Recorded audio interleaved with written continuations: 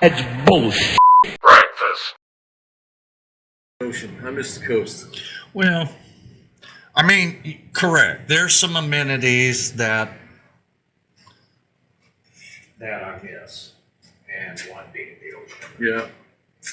and the mountains, and the lakes, and all that junk. Okay, let's get it started. Okay. All right, brother. Where's yours? Where's your shirt? We know you have one. Yes. You need to put it on and let us see it. Yes. Okay, that's done. You didn't get us a coffee? What's up? Well, it was She's still. making it. It's. I think it's done. You could go get it. Oh. I see how you work that. Yeah, worked it perfectly. I see how you work that. I did put 2 cups down. Let's do this. Oh, Let's get the reserved cups. you know what? Maybe we should bring our own mugs down here. Oh, you think she would allow that? I'm sure she. Well, just to blend it- probably make an exception. Blend it into her herd. Her herd of cups. Well, I've got a box full of cups that the girls pulled out of the cupboard. Thank you, man. Yeah, I have you know how we are. We don't like clutter and crap like that. I have, by the refrigerator and the oven, I have a coffee station, and that cabinet above it, that's all coffee cups, okay? Yeah. Now, I don't recall needing more than 1 coffee cup at a time. I use one for 2 weeks. Yep. Karen gets so disgusted that she'll force me to use another one. Oh my God, it must be a green thing. Because I have a big mug, okay? And I use it every day, and when I get done with it, I slip it into where my little espresso machine's at. I just sit right See, there. I had a little cubby station on that old coffee pot because I had a K-cup dispenser. Yeah. And that's where I put my cup. Well, now I've got that new coffee cup or coffee maker, and Things are going to I change. don't know quite where to put it yet. Well, my thing is I'm always trying to get rid of cups, and I just put them in the trash, okay? But I don't say anything. But Thurman would do that with Dorothy, Karen's mom and dad. yeah. It's like I said, I don't remember if I needed 2 cups to drink coffee in the morning. But the long story short is now Shivani. So I got rid of some, and then I said no more coffee cups, no more coffee cups. Well, Jeremy and Shivani happened to be They're down. cute and witty for about 6 minutes, Yeah, and now it's another dadgum coffee cup. yeah, and I was getting rid of some, and Liz, strong-armed me with Shivani. Oh, well, maybe Shivani wants things. And she's like, well, yeah, I might want those. And I'm like, well, do you want to take them now? And she's like, well, not right now. I'm like, okay. Yeah. So I've been thinning the herd big time. Yeah. You just collect them. I've got, I know the cup I need to bring down here. I bought one of those Joe Biden cups that has he's got his glasses on, okay? And when you pour hot liquid in it, it turns into the evil Joe Biden with the red eyes, like the picture. Yeah, You got it in your yard. yeah. I wonder if I left that down here. Oh, that would be funny. Yeah, He wasn't thinking it's demon possessed. It is. Matter of fact, I should bring it and put a piece of tape and say, "Don't drink from this. It's the devil." And maybe that would save The it. cup from hell. Yeah. Yeah. This cup was expressly made in hell. It's possessed. Yeah. But yeah, that's the one I should bring. Oh, that's funny. That's funny. Oh, man. Well, let me tell you my knee thing. Yeah. Let's hear about that. So Liz and I where'd we go? We went down to Texas. We went to Texarkana to drop off a bunch of stuff to Goodwill and Salvation Army. And so we're coming back, and the road construction that's been going on between Mineral Springs and Saratoga? Did you get down that road much? Oh, yeah, yeah. Yeah, well, okay, I'm like, we went through that, and I thought, well, you know what, let's just take the other way back and not worry about the road construction. Well, oh, no, I know what it was. We weren't, that day we were, Liz had an appointment, some kind of doctor's appointment in Ashdown. So went there and everything, and while she was there, I was driving around, looking for yard sales and stuff, my little thing. Sure. And so looked at a couple things, and I come back, and there was, we were driving, back. What happened was I ended up going the other way again, back to Saratoga. Okay. Oh, okay. Saw this sign for an estate sale. I'm like, oh, okay, estate sales are great. Ding, ding, ding. So I pulled off, and her and I went, this is after her thing. She says, I'm just going to stay here. And I said, okay. So I went to this estate sale. And it was one of those that the people have inherited this somehow, okay? And they're like, it's just a bunch of crap, And so We got the shiny stuff and put it in. yeah, they got what they wanted, but this is just the crap. And so I went in, and the house was. I told Liz, I said, you know how your mom used to say, make sure you have clean underwear because if you have some kind of an accident or something, and they have to take your clothes off, you don't want to have, bacon stripes and stuff like that. Illogical, but there it was, I says, I want my house to be look okay, nice, so that people don't think, what the fuck, This house was, what the fuck? There was just nasty gicky, Ooh. But hey, I'm going to trudge through and look for my little You goodies. need to carry yourself a box of gloves with you. I probably should.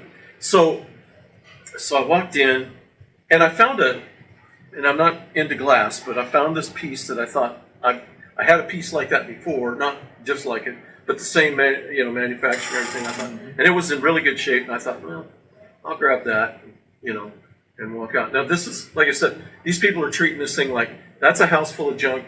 When you come out, make us an offer. Right, They're not going to go in there and tag anything. As a matter of fact, the house didn't have electricity. They had a generator running in the back, hooked to the system for the lights.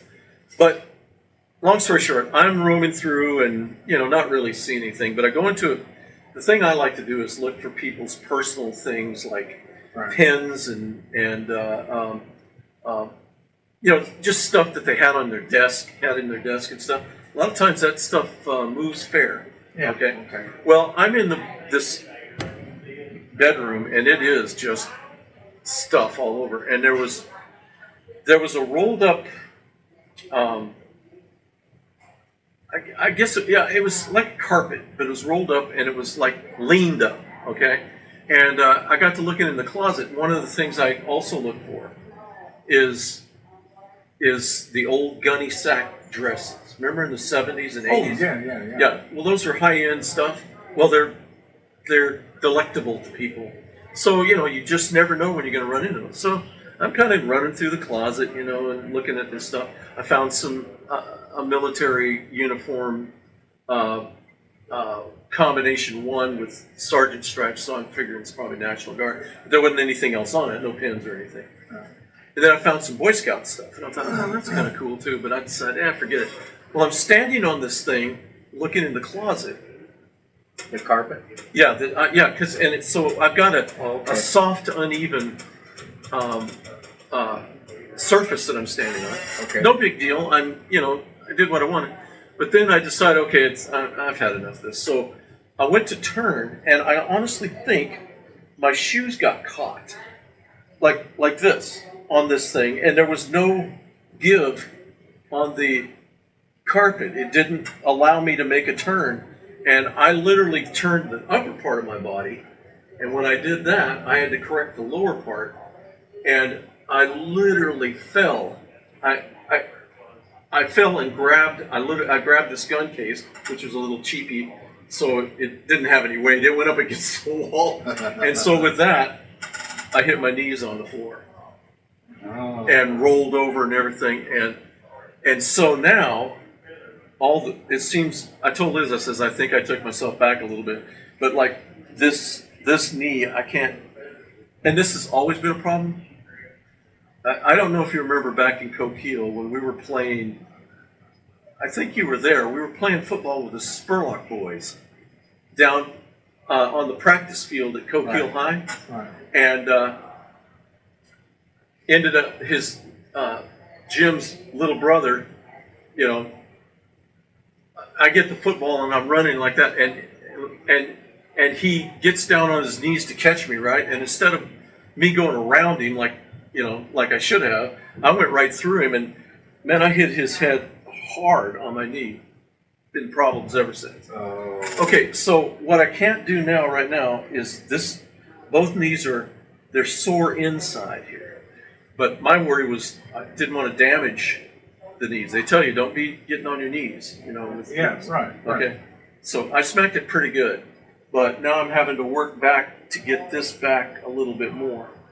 And so it's stiff. They're stiff right now. You're still doing PT, right? Nope. Okay. When I saw my doctor the second time, he released me, and I thought I was going to get like a month's worth. You know, Yeah, I mean, yeah. I did 3 weeks worth. You recovered so well. It's just. But Get out of here. I got sick people to deal with. well, the thing is I go to PT, and this was last Monday, and go through my thing and everything, and the therapist asked me, she goes, so have you seen your doctor yet? I says, yeah. I says, and he released me. She goes, oh, well, then this is your last one. I'm like, well, great.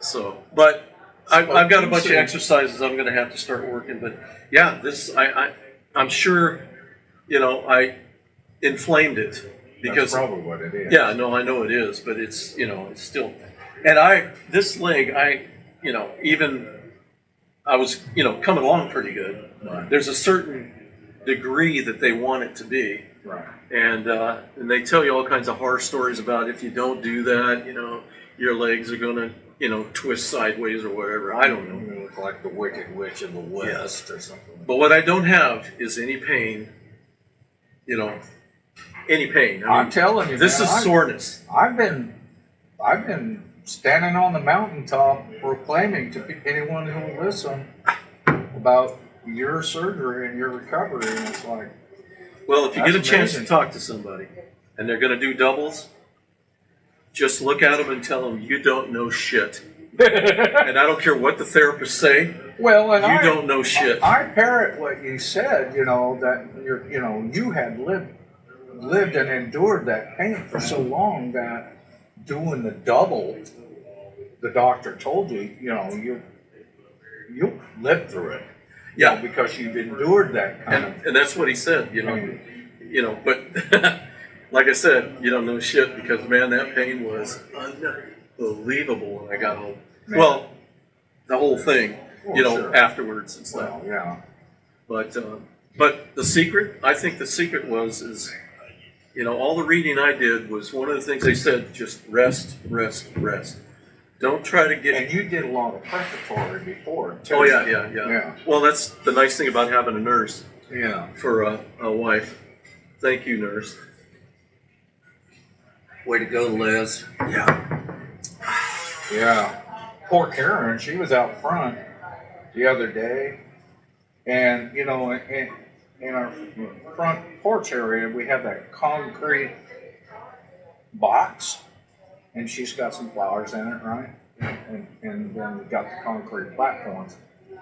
Well, she was out there piddling with her plants, potted plants, and moving them around, and she stepped in that box, concrete box, and the soil, I had turned over that soil, you know, for her plants. Well, it was soft. She stepped into that, and she lost her footing and balance and fell and landed on her knee and bumped her head. Wow. And I go, oh, let's look at an instant replay, because I got a camera out there, right? Of course you do. I said, well, you know, and I had this look of concern. Of course I'm concerned. I don't want her falling, you know, obviously. It was not on there. I said, wait a minute, that just happened a few minutes ago. I mean, I said, it should have recorded you out there, because any movement in front of it, it's going to record it. Wasn't on there. It was not on there. The Lord said, no, you ain't going to see that. You ain't going to do it. So I'm like, okay, I guess you don't get to be, harassed over it. I said, I can't, save that clip and put it on the internet for all to see. Yeah, yeah. But boy, yeah, she banged herself up. And I said, you've got to be careful what you do. Because, you're old. And, Jeez. we can't be having you falling down all the time, because I'll drag you across the street into the bushes over there. Yeah. Yeah, I've got the place picked out for you. Well, see, across the street, that was all, between this house that's empty and then Joe's, there's that forest there, and, well, somebody came in with a cat and cleared Cleared all out? that Yeah, I out. saw that. Yeah. I drove by the other day. And I'm like, Acted like I didn't know you. now I can't drag anybody over there. They might do some digging. That house above there, where they cleared it, that was Miss Bird's house. Was that Miss Bird's Yep, house? yep. She, taught French Yeah. and stuff. Yeah, I had her for something. I remember Miss Bird. I never had her. She was in high school. Yeah, high school. Yeah. Yeah.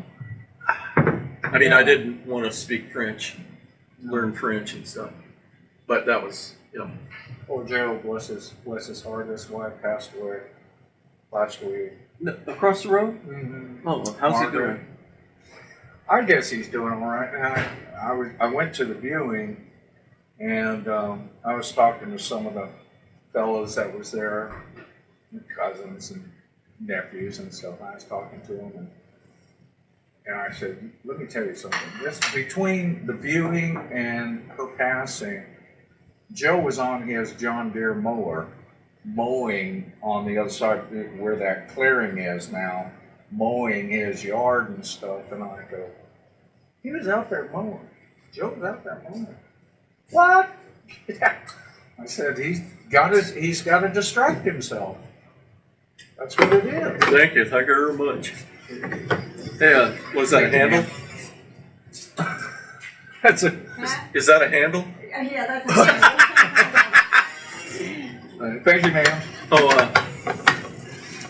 Let me have a bag of those utensils. all right. Thank you very much. Do you want to get in here and get a picture? no. Come on. Y'all just go right on. Pass me that butter.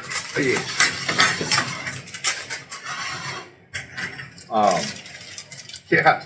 So he's doing all right. I talked to him there at the funeral home for about 20 minutes, and saddened obviously, but she was bless her heart, she was suffering from dementia and Alzheimer's and all the ugly diseases that our mother went through. Tough. But Well, maybe we ought to start bringing him with us. Think Yeah. you could stand it? I think that guy could climb mountains, and we would say, "Wait, Joe, wait for us." He's a tough fella. What was his capacity in life? Well, let's see. He was World War II. He was a veteran World War II. His wife, Margaret, is Austrian. Really? So I think they met overseas. I'm not quite sure of the history with those two, but he used to restore muscle cars, primarily Mustangs. Wow. And the slideshows that they had for Miss Margaret had a lot of pictures of the cars that he had restored. Now, I'd never seen these before. I knew he did that when we would visit together, but I had no idea. And I'm telling you what, that guy Looking for some paper towel. Yeah, napkins or something. Let's see. Yeah. I saw a roll. Oh, it's over on that table, way over there. Yeah, I'll let you get it if you get it. Okay, well, I gotta let my butter melt, so I might as well go get it.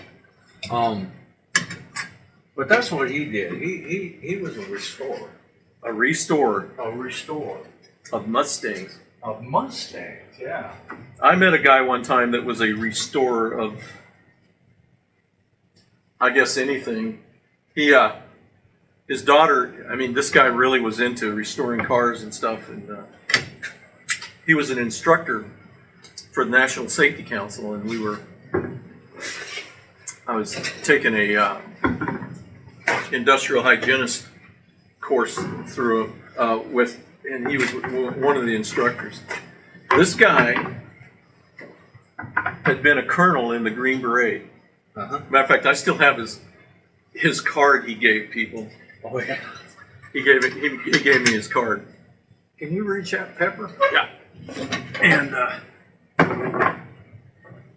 so anyhow, he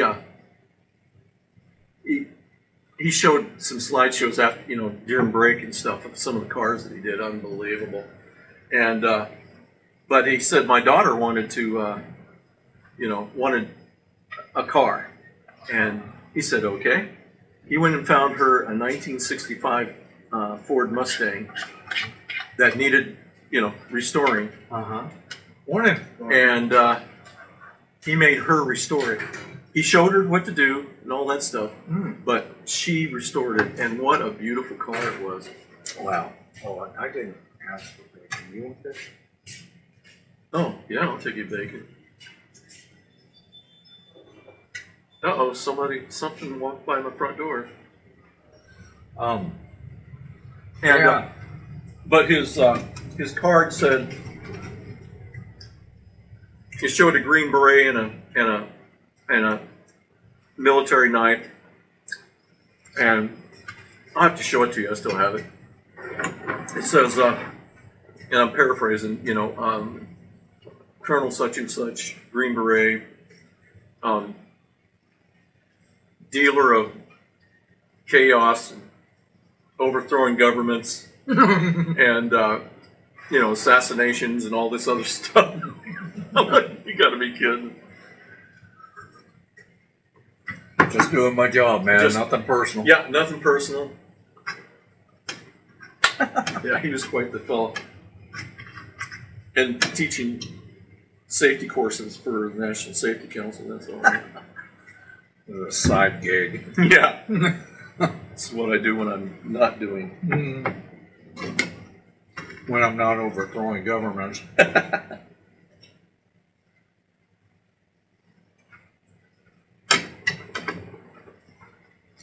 All right.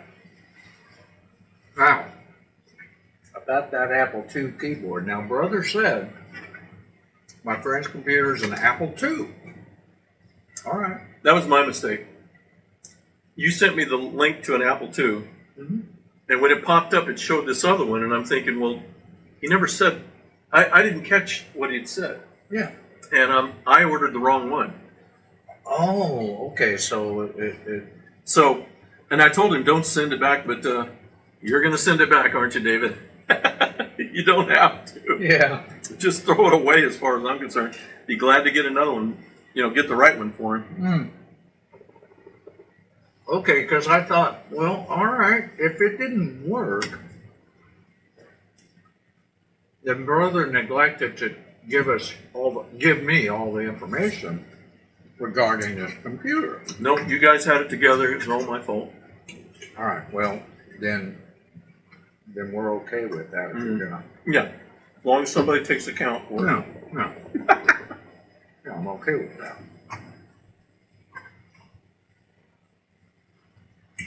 Because when I read his post, I'm like, what do you mean it didn't work? It's just an AT dime plug keyboard. It should have worked just fine. Had to have been a different connection. Must have been a PS2 or something. Anyway, all right. Well, as long as that's your fault. Yeah, it's my fault. Aye. I did that wrong.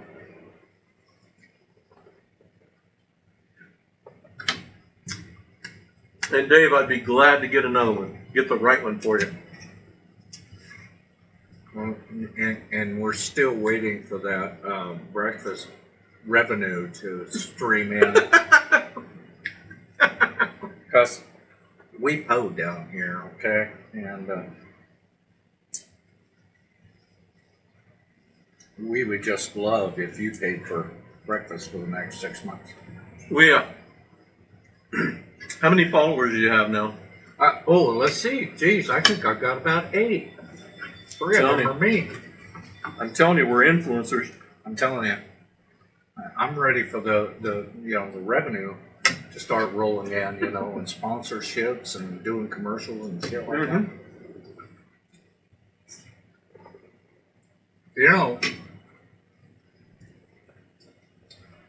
I was to put some of this stuff on TikTok. Those algorithms give you false followers and stuff. They're not real, but most of them. I bet we would be doing commercials and stuff like that in China. If it's any kind of work, I don't want to do it. I went to an auction Saturday up in Glenwood, and I was talking to this lady, and she has a thrift booth somewhere. I forgot where she said, but so I was telling her my story about my thrift booth. And she was kind of doing a little complaining because sales are off right now. I don't, nobody knows why. It could be because of summer, but one friend of mine told me that, and she has her and her husband have a booth up in Fort Smith, or a store, I guess. And she was saying the same thing, that sales are, off right now. And I said, so what do you think brings that along? She goes, well, normally around Christmas or school starting, she says, things slow down then, because people are looking to buy new stuff, and their revenues are going a different direction. Right. And tax time. Right. But right now, no real explanation. But I was telling this lady, I said, I decided I was going to do the thrift store thing. I said, come to these auctions, and there are specific items I'm looking for. But then there's all this other stuff, Right.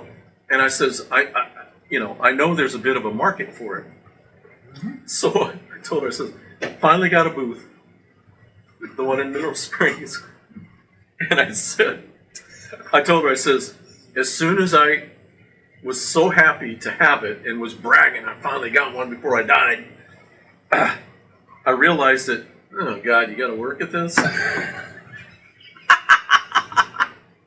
What do you mean I got to maintain it? Yeah, what do you mean I got to move stuff around to fool people to buy it, And all these other little And gimmicks. she's a veteran at it. Yeah, this is her thing, I just looked at her and said, no, I says, I lasted basically 2 months. I says, after the first month, when I went in to see what I made, I ended up paying $10 because they sold. Okay, well, technically you're going to operate at a loss. Yeah, and that's fine.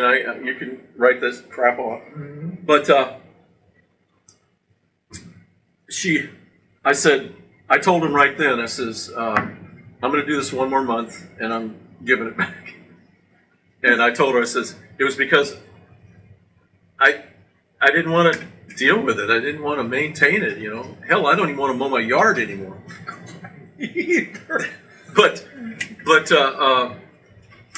so she kind of giggled at that. But that's me. I like what I'm doing. It fits me perfectly, I go out and find stuff and then, sell it.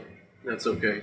I get out there, I look at my yard, and I go, okay, let me look around, see if anybody else, and then I drive down the street, and my neighbor's on the corner of 4th and Clark, you know, their grass has grown up too, and I'm like, okay, I feel better. I tell I tell Joe and Deb. Deb came over the other day to visit with me a minute, and I told him, I says, you know, you guys, the love and passion of your landscape is reflected. I mean, you can see it. It's beautiful. I said, and then you got me.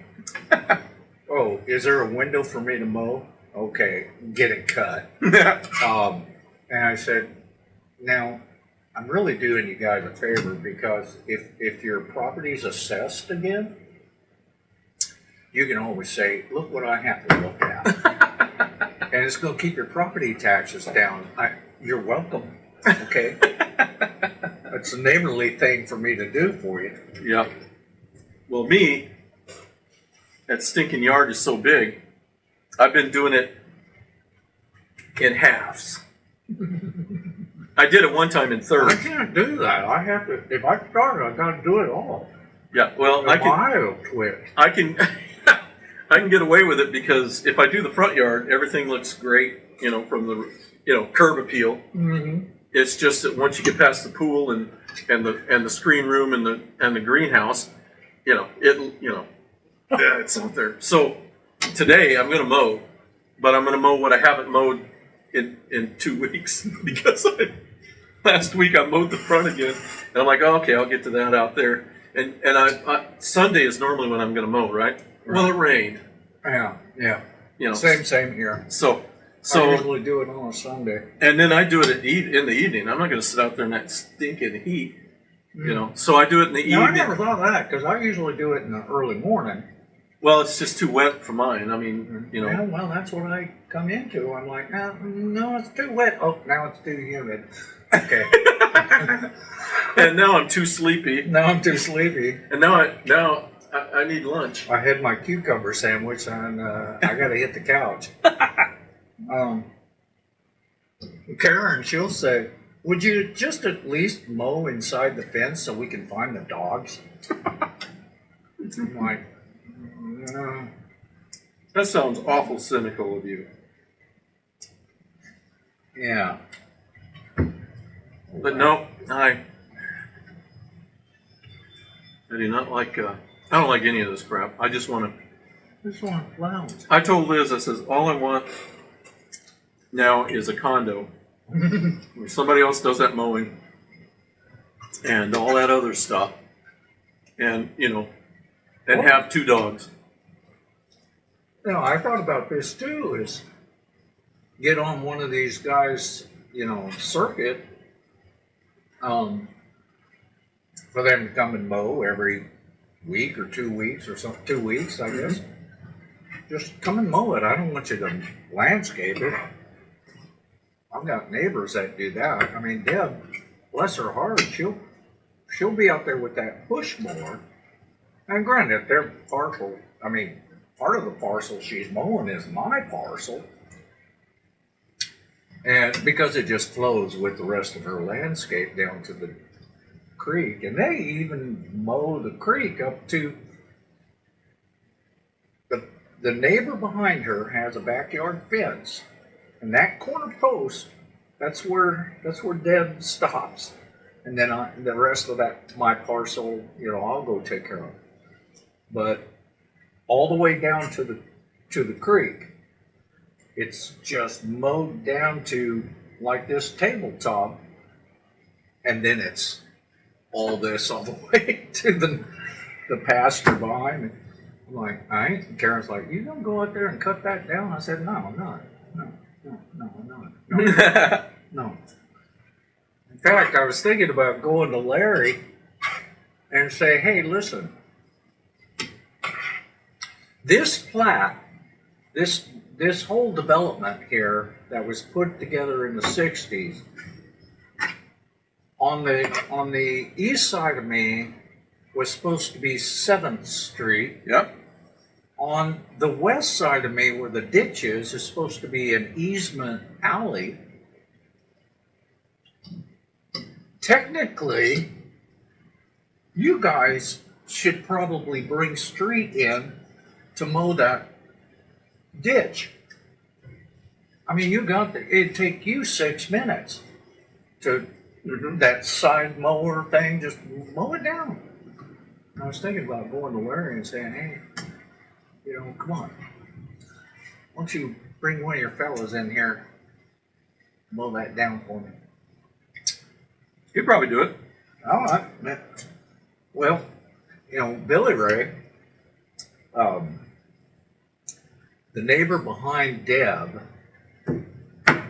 who has the backyard fence, she would call Billy Ray concerning my parcel there because she was afraid of snakes. And Billy Ray called me up and says, your neighbor's moaning about your grass. Will you cut that? Yeah, okay. I'll go cut it. But I'm like, man, if I could just get those guys to just come down with a tractor with a side mower and just mow that down, we'd be in good shape. You have thought this through, haven't you? Oh, yeah. I slept on it. Had dreams about it.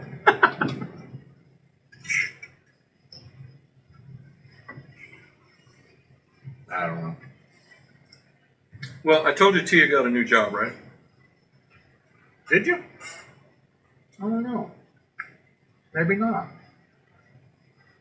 Tell me about the job and I'll tell you whether or not yet. Okay. See if it triggers anything. Kind of a fun story. Pretty proud of her.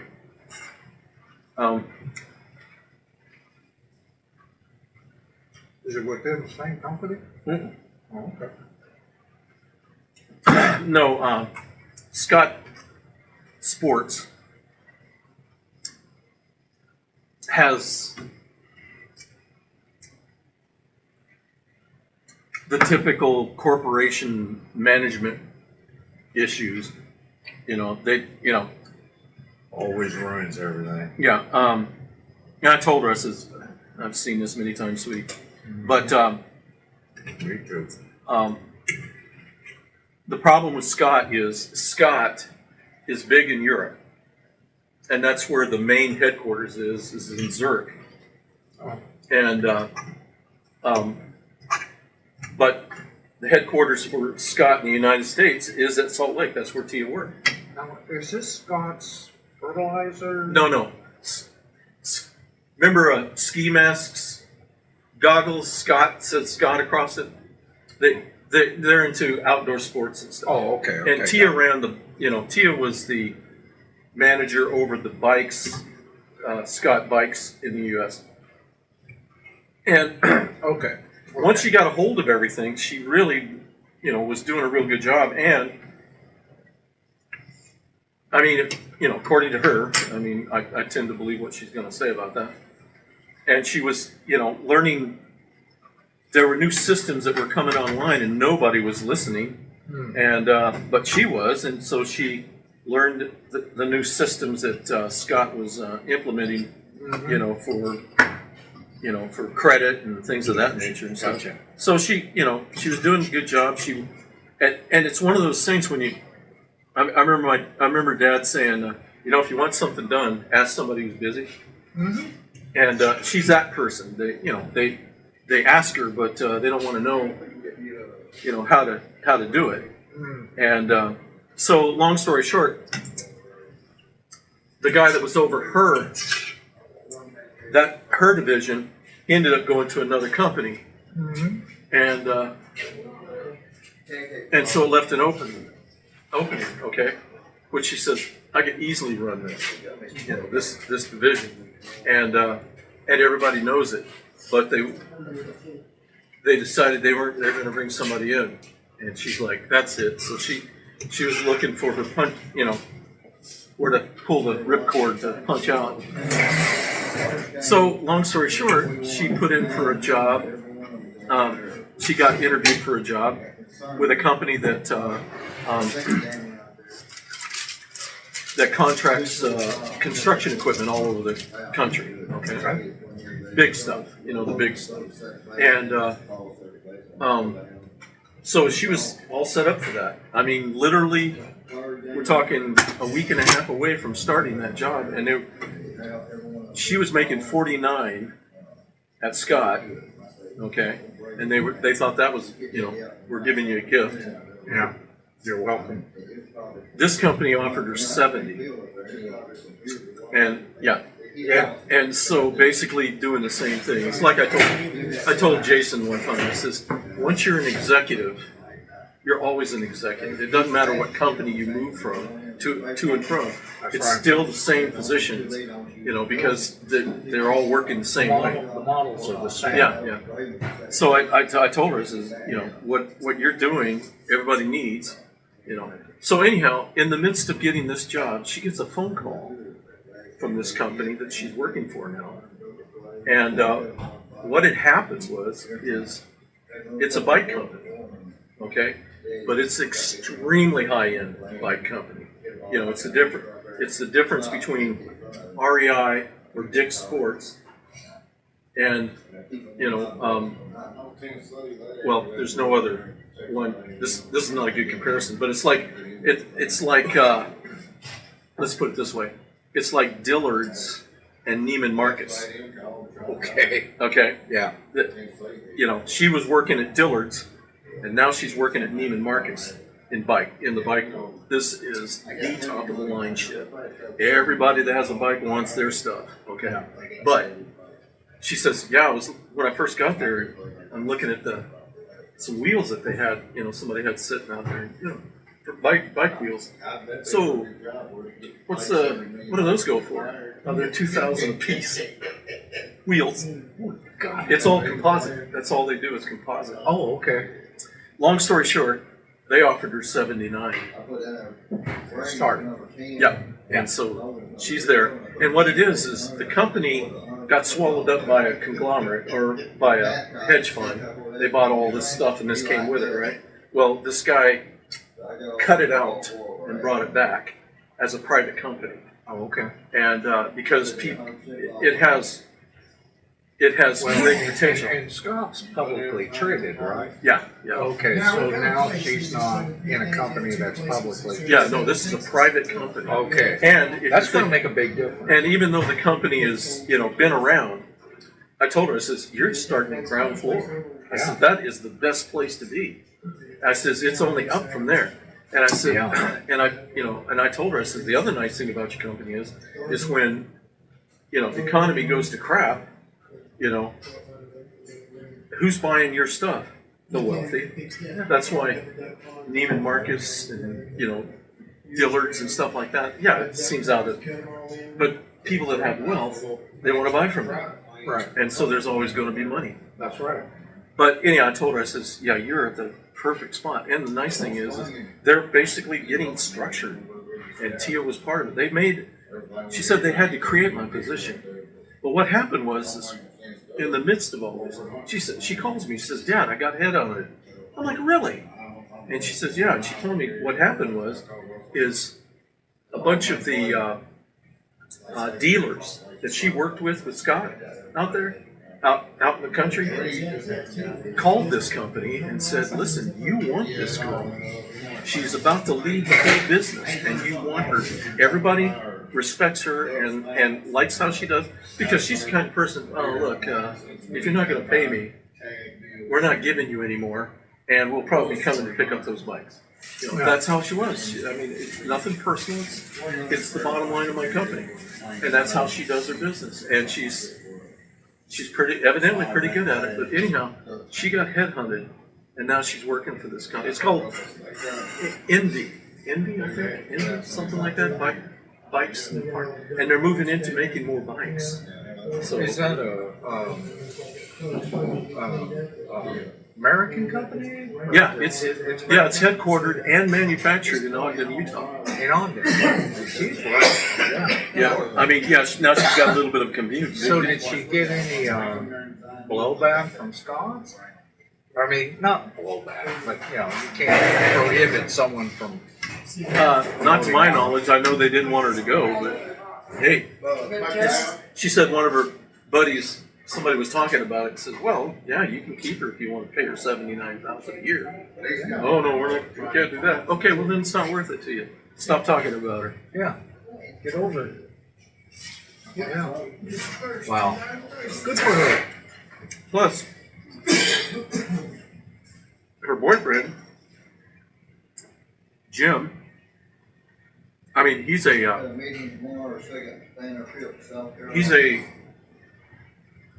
programmer, computer programming. I mean, he must be really good because everybody goes to him when there's a problem. Right.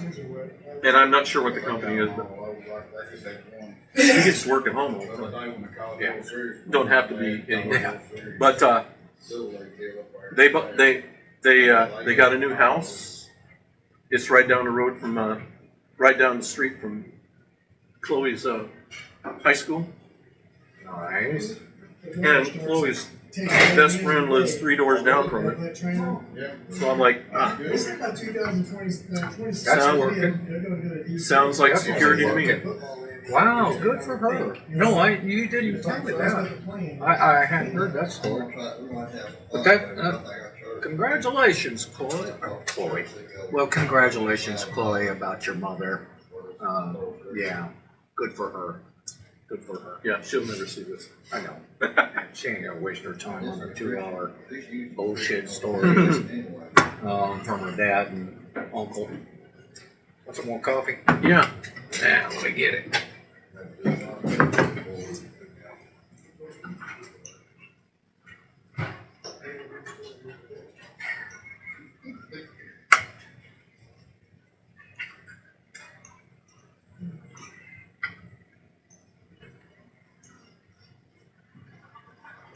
Thank you very much. You guys all right with coffee? Yeah, I'm good.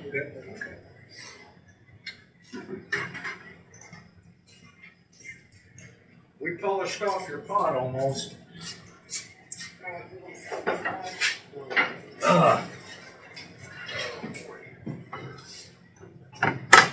If I knew where all the goodies were, I'd have made it for you. That's okay.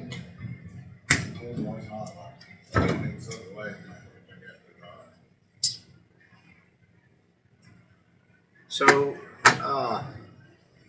Miss Rebecca, she had her daughter. Her daughter lives up in Pennsylvania, and her grandson Wyatt. We're planning on relocating August for Rebecca to move up there with Kat. Oh yeah? And she talked to us the other day. I guess there was a wrinkle in that process because Kat's ex-husband, who is in the military and is getting ready to retire, the house that they had purchased together, which was the plan was, is Kat and Rebecca were going to live in that house. They were going to buy the house out from under Reese, you know. Yeah. Well, he decided that he wants to relocate to Arizona, and he just wants to put the house on the market. And so there's a delay, and Rebecca, bless her heart, she's like, she talked to Karen and I. She was so timid about saying this. Do you all mind if I stay another year? I'm like, why would we mind? Yeah. Why would you ask? Yeah, I mean, we wouldn't do that. I mean, Very good. Thanks. thank you, dear. It was wonderful. I told her, I said, Rebecca, we want what's best for you. And if that means that you and Kat's plans have to back up and regroup, so be it. I mean, well, I didn't know if you guys just wanted me. I said, yes, I want this apartment so I can do man stuff in here. But I'm not kicking you out for that, for God's sakes. Why would I? No, you stay as long as you need to. Stay as long as you need to. Whatever works for you. And, but it was, and this, look, I'm good. This relief in her face. It's like, gee, Rebecca, you know we wouldn't do that. You're Karen's best friend. Why would we do something like that? Yeah, bless her heart. But it was like a wash of relief over her face. Well, if they're going to sell the house, what's the backup plan? Because they're not going to be able to move to that one. Are they going to? Is she going to stay in Pennsylvania? I think so. I think that's what Kat's plan is to stay there and still have Rebecca relocate up there. So now they're on the search for an appropriate property to purchase. What part of Pennsylvania? I don't know exactly. It has to be close to some base because Is he? he's a recruiter. Oh, well, that could be anywhere. Recruiters go everywhere. That's true. But yeah, somewhere in Pennsylvania. I'll never forget going to Lancaster, Pennsylvania. That used to be the headquarters for Office of Personnel Management. So they taught management courses and stuff like that. Yeah. And so the interesting thing is when you went there, you know, to get training and stuff, normally it was a week or 2 weeks. And they didn't give you per diem. Yeah, they had a cafeteria there. Oh, there's your per diem. Yeah, You eat this slop. and the I other like it. yeah, it's kind of like they owned this hotel across the road because that's where you stayed and everything. I guess they thought that was cheaper than people getting their per diem, which is stupid. You know, who cares? And it could have been also maybe there just wasn't enough enough places. I don't know. I thought it was weird. I hadn't been in a situation like that since the military. Yeah. You know, but it was. What got me was one evening they had made a plan to let's go up to Hershey and see the chocolate factory, right? And I'm like, oh, that sounds cool. So we're driving up in 2 vans. Yeah, I mean, well, I did have a rental car, so.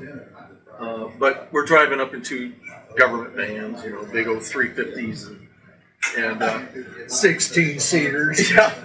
Yeah. And it was kind of cool. We stopped at one spot, it was like Little America, Okay. I mean, they had a gas stations and all this other crap and everything. And I'm just standing out there waiting to get in the rig and looking around. And it's all farmland, and you can see, a barn here with the silo and stuff like that. All these farms, they were all Amish. All of them. And I mean, all the way around us.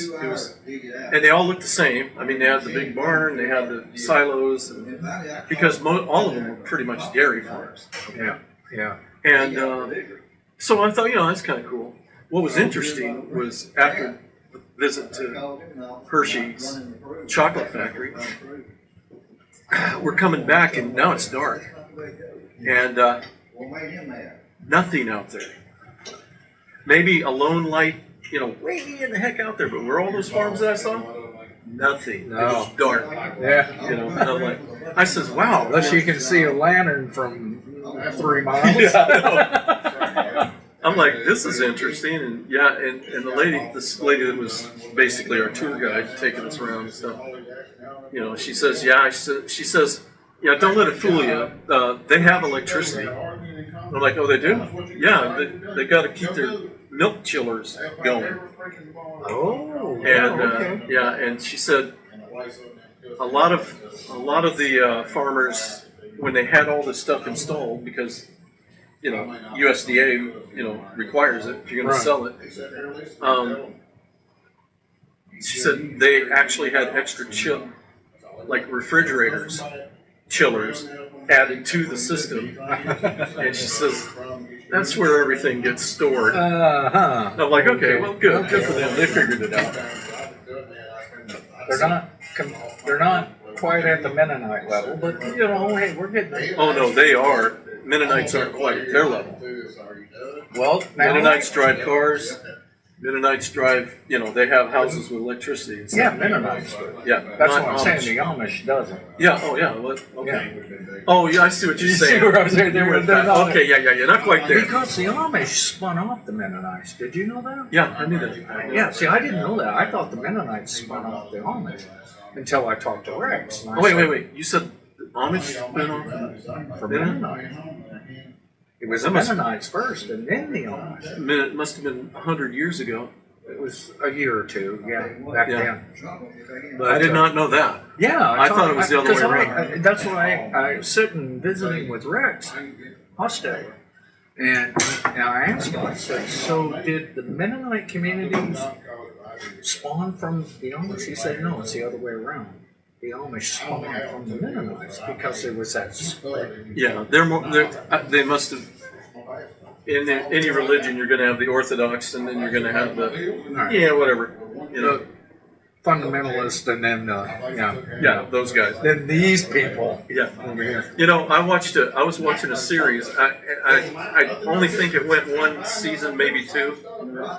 I'm gonna have to look this up now that I have electricity in Arkansas. But it was And fiber. it was really a captive. Yeah, well, that's what I mean, electricity. Running water. and running water. But it was called Snow. Okay. Very interesting. It was about the Mennonite community in Canada, and how they were bringing drugs into Canada and distributing it. Totally thug life. Oh, it was. I mean, Oh, wow. Let me tell you, It's like the there's Amish nothing gangs. more. Listen, yeah, there's nothing more evil than a guy that's got that weird-looking straw hat and suspenders on, and pulls out a knife and slits your throat, and doesn't care. We're serious around here. Yeah. I mean, that's how We have this to was. subsidize our black vehicles. These people were evil. I got to find that again. I watched it to a certain point and then never saw it again. But it's called Snow. That's all it's called. Snow or Blow or something. Mennonites. I go Snow and Mennonites. I'm gonna look it up. But it was very captivating. Oh, And then it got to all the drugs were coming out of Mexico, and they had their own operation down there. As a matter of fact, the Mexican police, they call it they called it the Mennonite cartel. Makes sense. And these guys were just as evil as any And I cartel. bet the Mexican cartel were afraid of them. Might have been. These Like I guys said, some are guy in a ruthless. straw hat and suspenders sliced the throat guy, and he had two of them. This guy had two of them. They were brothers, and they were like just dead-eyed, the 1,000-yard stare, and like, boom, Oh, not geez. anything you'd think about Mennonites. Well, and there was the Amish community. There's also that Oh yeah. sect. They did a show. Yeah. Yeah. I saw a couple of issues, episodes of that. I'm like, well, why not? Worldly is worldly, whatever. It's interesting how the Germans, the German culture thinks. Yeah. I remember a friend of mine who spent most of his career in Germany. Told me, he says, I don't know if they do it now, but when we first got to Germany, he says they had this thing called Fashi. And I'm like, really? I says, what is it? He says, one night a year, everybody just goes out and whatever they do. As far as partying and sexual and all this stuff, married or not married. And then they come home and nobody talks about it, and it's just kind of like a stress reliever. I'm like, are you kidding me? There's a spin-off on that where one night, I think The Crow. Have you ever seen The Crow? Yeah. There's one night where you can do whatever it is, and everything is. Well, there's a movie called The Purge. Yeah, and it's one night a year. do all the murdering and everything else, and you get killed, too bad. You know. So, but I'm sure this is where that stemmed from. But I'm like, I says, "Are you kidding me?" He says, "No." He says, it was an eye opener for us. But and I don't know, it could have been give me a line, but it sounded pretty good. I mean, serious. Serious is the thing, boy. I think I would probably back up and go to the Bahamas and take my valuables with me.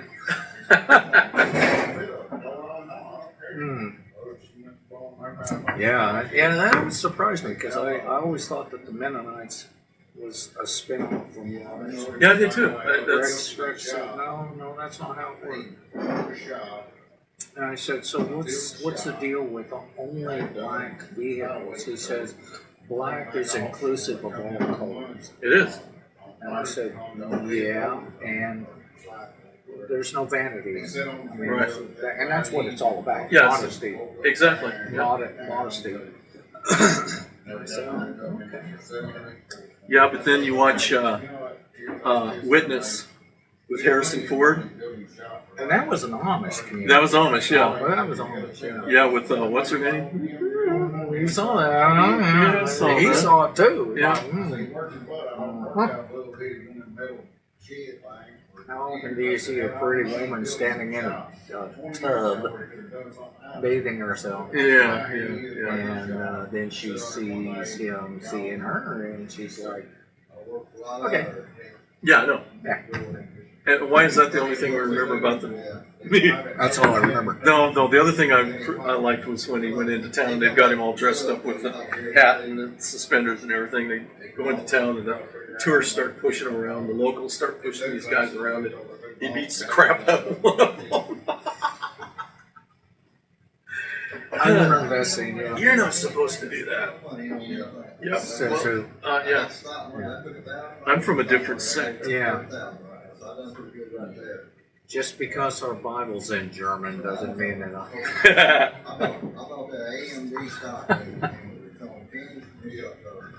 Yeah. That was the other thing, too. I was talking to one of the ministers, Mennonite ministers. What's his name? Can't remember. Nice gentleman. I was sitting in his house and he was talking about their religious component. And he says it's all in German. Our Bibles are German and everything, and our songs are in German. And I go, wow. And the kids have to, they have to learn that. They have to learn German and read German. Yeah, I just I look at that as it's an Orthodox group. It is. It is. I mean, it's like I had a friend. She was a I shouldn't say a friend. I met this lady that was. She was a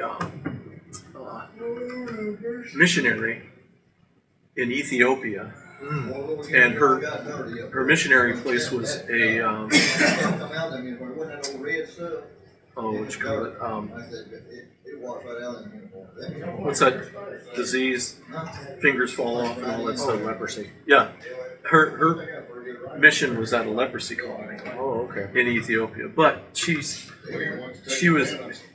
talking about going to Israel and went to I guess Tel Aviv or probably Jerusalem. I'm sure. Sure. And she said it was really interesting. I got on this bus, and a friend of mine and I got on this bus, and she says I ended up sitting right next to a Hasidic Jew, curly hat, all that stuff, and she said, box stapled to his forehead. yeah, he just like wouldn't look at anybody, and so she's like interested, typical American. Hey, how you doing today? I'm not touching you. Yeah. He wouldn't look at her. Wouldn't you? She's like, hey, how you doing? And she leans over, and he kind of does this, and she said, I leaned over, and he just kept doing this and this. She says, I was literally in his face. and he would not look at me. He was not going to succumb to this worldly Yeah, thing yeah. sitting next to him. And I'm like, okay, well, just another weirdo on the planet. Kind of like the Queen's Guards. Queen's what? The Queen's Guards. The Yeah. Royal Oh yeah, Guards. yeah, yeah. I went out there, hey, went out there and Caitlin and her boyfriend. Yeah, the Orthodox Jew. City. But yeah, you know, all religions have their extremists in my book, and that's the way it works. Yeah. Which I don't care. Creeds. Whatever you want to do, it's They're your all life. creeds. That's what they are. And creeds. Just don't step on my toes. Just or come and mow my lawn. Yeah, you can come and mow my lawn. Yeah. I don't want to talk about lawn. I got to think about it today. Oh, yeah. I'm gonna have to take a look, see at my garden box and see if there's any fruit produced on there. Of course, I'm gonna decimate your tomatoes. Well, hopefully, 2 weeks from now, there'll be a few more. Karen likes. Go ahead. Go ahead. Well, Karen likes to make this dish. It's tomatoes, avocado, and mozzarella cheese with olive oil, spices, and stuff. And it's an Italian salad. She learned from Sounds great. And it's well, you've had it. She's brought that to cookouts and stuff. Oh, yeah. Yeah. You know, I always thought some good Kamala olives would go good. You know, just drop a few of those, yeah.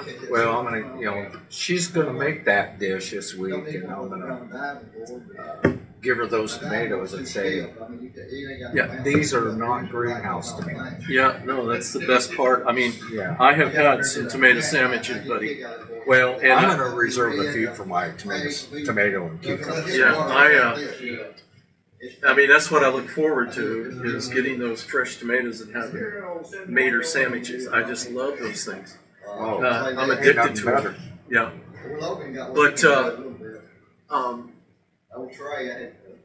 I remember a tomato dish I had in Carmel, California. My NCOIC, my NCO in charge with me, and we went to. It was when I was in Goodfellow in Texas. There, okay. we had what we called geographical separated units. One was in hurricane comes through, we'll get you once again. NAS. I can't think of it. It's where they train SEALs. I can't think of the name of it, down in Florida. Okay. Other one was Fort Huachuca, and then the other one was Monterey, Presidio Monterey in Monterey. Okay. And so we were in Monterey inspecting. What we did was we went down there. We didn't work with their any of their academic stuff. We just did the installation, the facilities, and things like that. Okay. But we made a trip down to Caramel to just look around and stuff like that. Went into this restaurant. And man, they had this tomato dish. All it was sliced tomatoes, and they put they put this incredible sauce over the top of it. And that's and of course the tomatoes were amazing. Yeah. West Coast stuff is always the best. Yeah. But that was one of the best tomato dishes I've ever had. Was it a creamy cucumber flavor? No, it was. It was almost like it had balsamic in it, but it's been a long time. But I remember it had balsamic. It was a mixture of balsamic and something else. I'm sure with olive oil or something like that. But it had something else in there that just knocked it out of the park. Oh, I love that. So I love those kind of dishes. I know. Yeah. To run into something like that.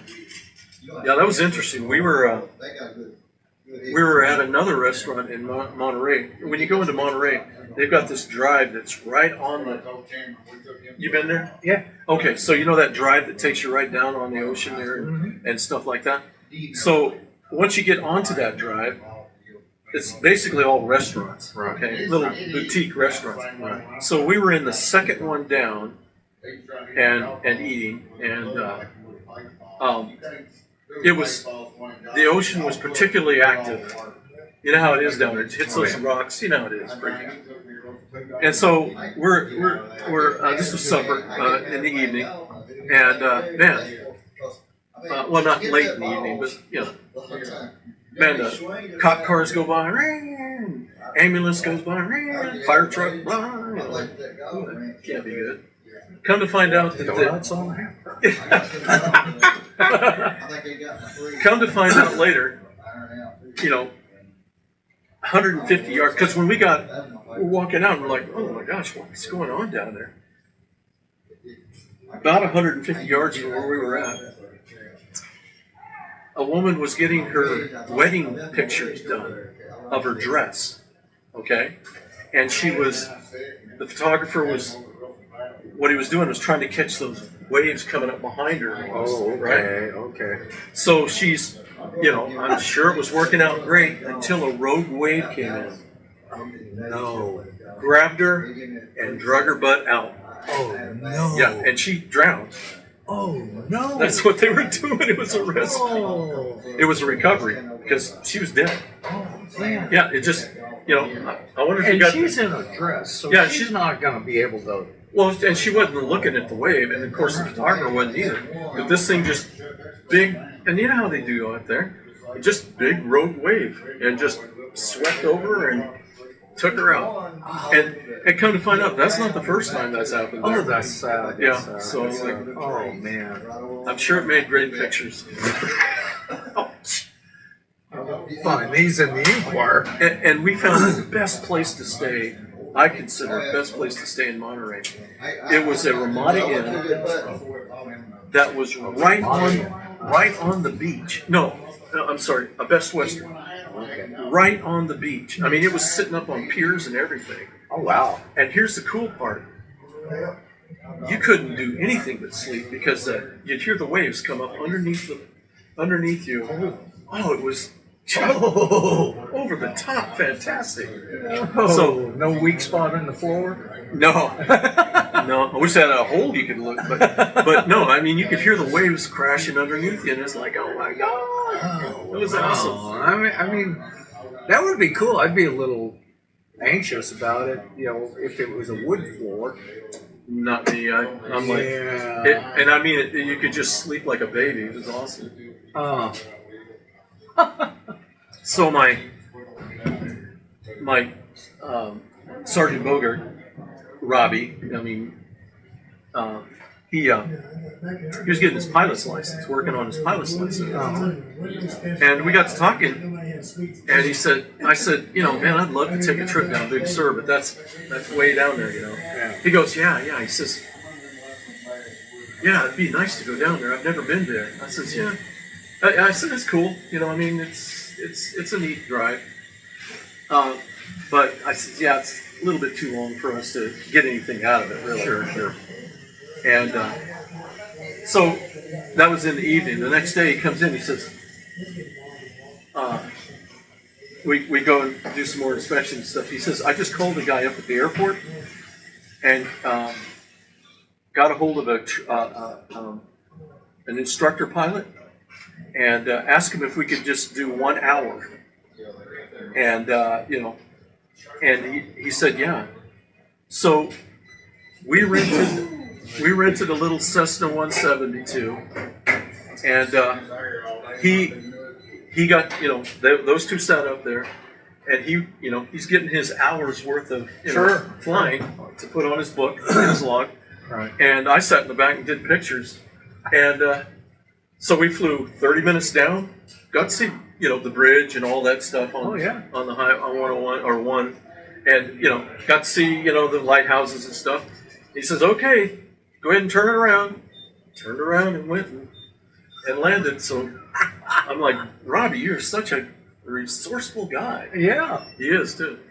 So Yeah, that would have been cool. he's one of the guys I'm pretty well proud of. I mean, I'm proud to have worked with him and be part of his career, because he ended up becoming a chief master sergeant in safety, which is a narrow career field in the Air Force.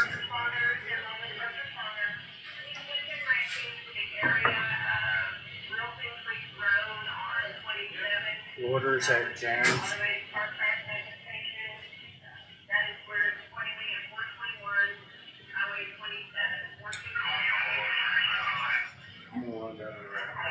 So, That's probably some of my family. yeah, just leave him be. uh, so anyhow, he became Chief Master Sergeant, and he became the the head NCO at the Air Force Safety Center down in New Mexico. You know, and I mean, you know, of course, his job was to take care of all the NCO in the Air Force and safety and stuff. That was his thing, and to make sure you know you didn't get any crappy people in, Right. Because you had to cross train to get into it. Right. And so that was his thing. And then he got out. And now he's finishing his career at Air Force Education Training Command. Okay. So and he retires in December, and he's going to move to Tennessee. And I'm like, why don't you move to Portugal? Or no, where's his wife from? She's from the Netherlands. I'm like, why don't you move there, man? Okay. He's a monster cyclist. I can't wait to tell him that we're Tia words. But I'm saving that for a little while. I want to make sure she's all established and gets me good information, because I'm sure he would be interested. I want to be able to tell him I've got you an in on some really good bike parts. I mean, back in my day when I was riding my bike, I had a pretty good bike for the period in the 70s. It was called a Viscount. It was an English, British built bike, and instead of having the clips where the metal, the tubes go and stuff, it was all brazed, and it was 220 Molly and all this stuff, and all the right pressed in crank and everything, so sealed cranks, stuff like that. It was ahead of its time.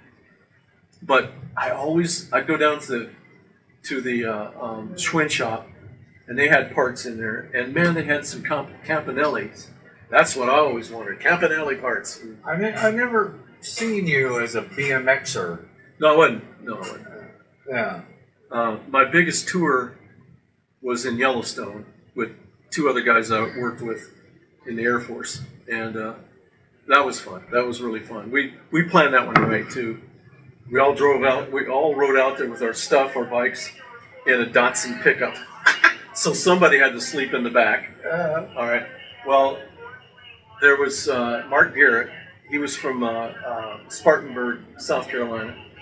There was Zach Walt Zakalinowski.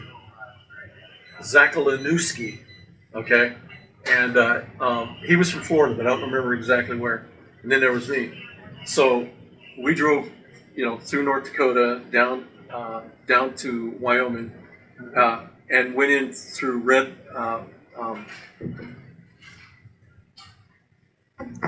Lodge, Wyoming, and then from there, that's the back gate going into the Towers gate into Yellowstone. Oh, okay. And what you do is when you're taking that route, you got these switchbacks, and it's called the bear tooth.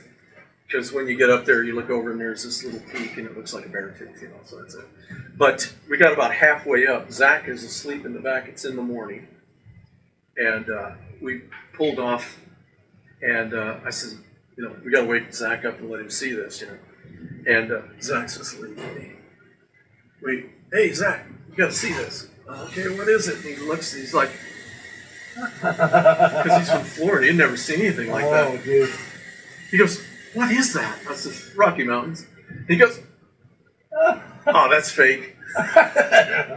Fake news, man. Yeah, it's fake. We didn't fact check that. And after that, I had to get in the back because he wanted to see everything. Yeah. But anyhow, I'd been there before, and but we planned it right. What we did was, okay, look, I told him, I says, the park is pretty big. I says, what we should do is find a central spot, which we stayed at Norris Campground, and I says, from there, we'll pick a spot to ride to in a day. Yeah. And so that we can ride down there and back, and like Old Faithful, Right. ride down there and back, spend a couple hours there, and down to I think Fishing Bridge was a little further down, but no, yeah. So we just picked certain spots that we could ride to in a day. Yeah. And then what we did was we cooked the day before and had it ready. Yeah. So when we got in, just eat, right? Right. And go to sleep. Then the next day, get in the truck and drive someplace that's way off. Yeah, okay. And it really worked out. We got to see a Okay. lot of the park. Yeah. So I've never been to Yellowstone. I say go at least once. I mean, I've been there. I mean, I've been there at least a dozen times. It's a wonder, I think. I mean, to have this massive caldera. Yeah. You know, you got to go check it out. Oh, which is bulging, by the way, everybody. Yeah. Got to go sometime. Yeah. I wouldn't mind going by a volcano. Put on an M95, call it good. Yeah, that'll work. But no, I mean, I had a good in because the guy that worked with me in Minot when I was civilian, Rivet Mile Project. Okay, he took a job with the Park Service in Yellowstone, Oh. and so he lived in Gardner, where the Mammoth Spring was. That thing doesn't run anymore. Nestle. Shift. Oh, okay. Or the pipes broke or something. Nestle. Nestle siphoned all the water off and bottled it. So I was still working, for Rivet Mile, and I'd have to go to Ogden every once in a while because that's where the ALC was for the Minuteman weapon system. Right. And hey, I'd drive, jump in the Bronco and take off and make it to their house in the evening and stay a couple days. And he'd take me all the secret fishing spots. Oh my God, there's some real great fishing in Yellowstone. And then head on to Ogden and then come back through and stay another couple days and then drive back. That's my famous. You'll have to ask Liz about this. The last time I went down and did that, okay, coming back, I was tired. I left a little bit late from their house, Yeah. and I'm just driving straight to Minot, right? And which I could do it, but I left late, and I got into outside of Glendive, Montana, and I could not. I was getting in there. I'm on the freeway. It's like 4 a.m, and I'm not doing it. Okay, I can't keep my head. So I'm thinking I've got to make it. I knew where a rest stop was right out of Glendive, and I'm like, got to make it to that rest stop. Okay. So I decided, okay, I pulled over. It's late at night. I took all my clothes off, rolled the windows down, the 2 front windows, and took off. And I'll tell you what kept me awake from that point on wasn't so much the cold wind that was coming in. It was the fact that if I got pulled over, this is going to be hard to explain. But I rode that sucker. I was pretty much awake. Stay on the true. Yeah, and I got into Glendive and I pulled over, got my clothes back on, and slept until a couple hours, and then I was good to go after that. Liz just hates that story. My husband's a weirdo. Hey, it worked. Hey, kept you awake, didn't it? Kept you safe. Kept you sharp. Yeah. Another nice thing about having a friend at Yellowstone was I was, again, back in Ogden, but I flew down that time. Okay.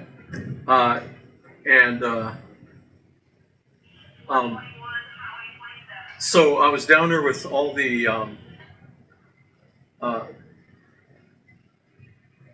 all these other guys that did the same thing I did. Because there was 1, 2, 3, 4, 5, still 5 missile bases. Okay, Uh-huh. So there was a representative for each one, and we were going through some training all together. And but this one guy he was from Whiteman Air Force Base. They still had the Minuteman IIs there, and he never flew. Interesting story. He says, I am scared to death of flying. I'm like, really? And you're in the Air Force? Well, okay, whatever. And he goes, no. It's like guys in the Navy that couldn't swim. Yeah, I know. That's not good. Frank was one. what happened was, he said, we were going to a concert in Kansas City, a U2 concert. And he says, I was with my wife and my buddy and his wife. And he said, this, I guess it's Civic Center or something like that. And he said, we were walking up these steps, and they were that kind of the half step things, right? Oh, yeah. And he said, I'm in between my wife and my buddy, and we're just all kind of walking all together close to each other up the steps and everything. And he said, I tripped. And he said, I had my arms around my wife and my hand down like this, and I went to get myself and I couldn't. And he said, I hit the step square on my forehead. Oh, ouch. And he said, I couldn't see straight for a week. And he said, for some reason after that, just the thought of getting on an airplane scares the crap out of me. So he drove. He always drove. Oh, darn. So he had a really nice Trans Am. Uh-huh. And so I'd been talking to him for a couple of days. I said, yeah, I'm thinking about going up to Yellowstone to see my friend. I said, I've already called him and just, see. Now, this is in April that this is happening. And the park isn't open yet, okay? And so I talked to him. I said, Larry, so am I going to have to go all the way up to Bozeman and come back down and everything? He said, no. He says, they've got it clear they've got the road clear from Gardner all the way to West Yellowstone. He said, just come up to West Yellowstone and I'll open the gate for you. Nice. Now, that's the way to see Yellowstone, buddy. That is nice. Yeah. So my buddy got a real experience. I mean, you couldn't go to a lot, like they didn't have the road open to Old Faithful or anything like that, but Right. just the fact that you're in Yellowstone and there's not a single tourist but you is an amazing Just experience. you and the buffalo. Yep, that's right. You and the So, buffalo. so I know he got a kick out of that. Nice. Yeah. So, and we Right. learned something on the way back. What's that? He blew a tire just out of West Yellowstone on this, and it was those Goodyear 500s. That sound right? Oh, Eagles, the Eagles. Yeah. Okay. So pretty pricey tires and everything, but he blew one, and we had to put the donut on. Okay. And we're like, boy, does that look ugly? that looks stupid. Yeah, I know. But what we learned, You smell funny. we learned a couple things. One is you can't tell the difference in the ride.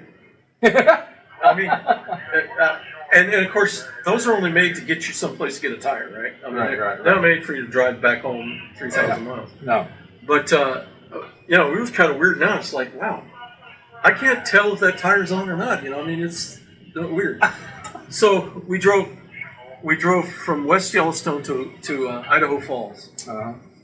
looking for a place to buy a tire. Nowhere. Uh-huh. It's the blue law. It's the good old Mormon blue law. Yeah. Stupid Idaho. Yeah. Oh, speaking Idaho. of stupid Idaho, don't mean to change subject. I've been seeing these commercials with Cheech and Chong gummies. Okay? Okay. Cheech and Chong gummies, and it shows the United States, and we ship anywhere in the United States, and there's a big hole where Idaho is, and it's down here and it says, "Not you, Idaho." Not you. But anyhow, we got to Idaho Falls, and nobody's open. Okay, and then we got to, where'd we go? There was another town that we stopped at, and the guy says, tire shop was open, little tire shop. And the guy goes, I wouldn't touch that with a 10-foot pole. Oh. So we had to drive all the way back to Salt Lake, and which was not a problem. It was just weird, that tire didn't shift the car at all. It just looked ugly on the outside. He wouldn't sell you just He said a regular tire? He was looking to get it fixed to see if he could get it fixed. Yeah. Oh, And yeah, the guy yeah, says, yeah. "No, I'm not even going to put my machine on that. I'm afraid I'd break the." He was afraid of breaking the rim. Rims. Yeah. Okay, gotcha. So anyhow, we got down there, and the next day, it was Monday. After class, he took it to a Luke Schwab's, and they fixed it out there. Oh, okay. But that was interesting. Like I said, if you ain't seen Yellowstone until you've done it without tourists, because the problem with going, and I say everybody should go, okay, at least once. And I can remember driving through there, going to Ogden after, seeing my friends and everything in the summertime. And oh my God, the traffic's pulled over because a chipmunk stepped out. you know, and you got 47 people taking a picture of a chipmunk, and I would drive by like, get off the road. Just totally We frustrated. need to carry some rocks so you throw it at the chipmunk and make it run. But I understand if you've never seen it. I get it. You know, Yeah. that's why you got people getting killed by buffalo, and buffalo kill more people in Yellowstone than any other animal. These may look docile. These are not cows. Oh, I'm going to tell you something.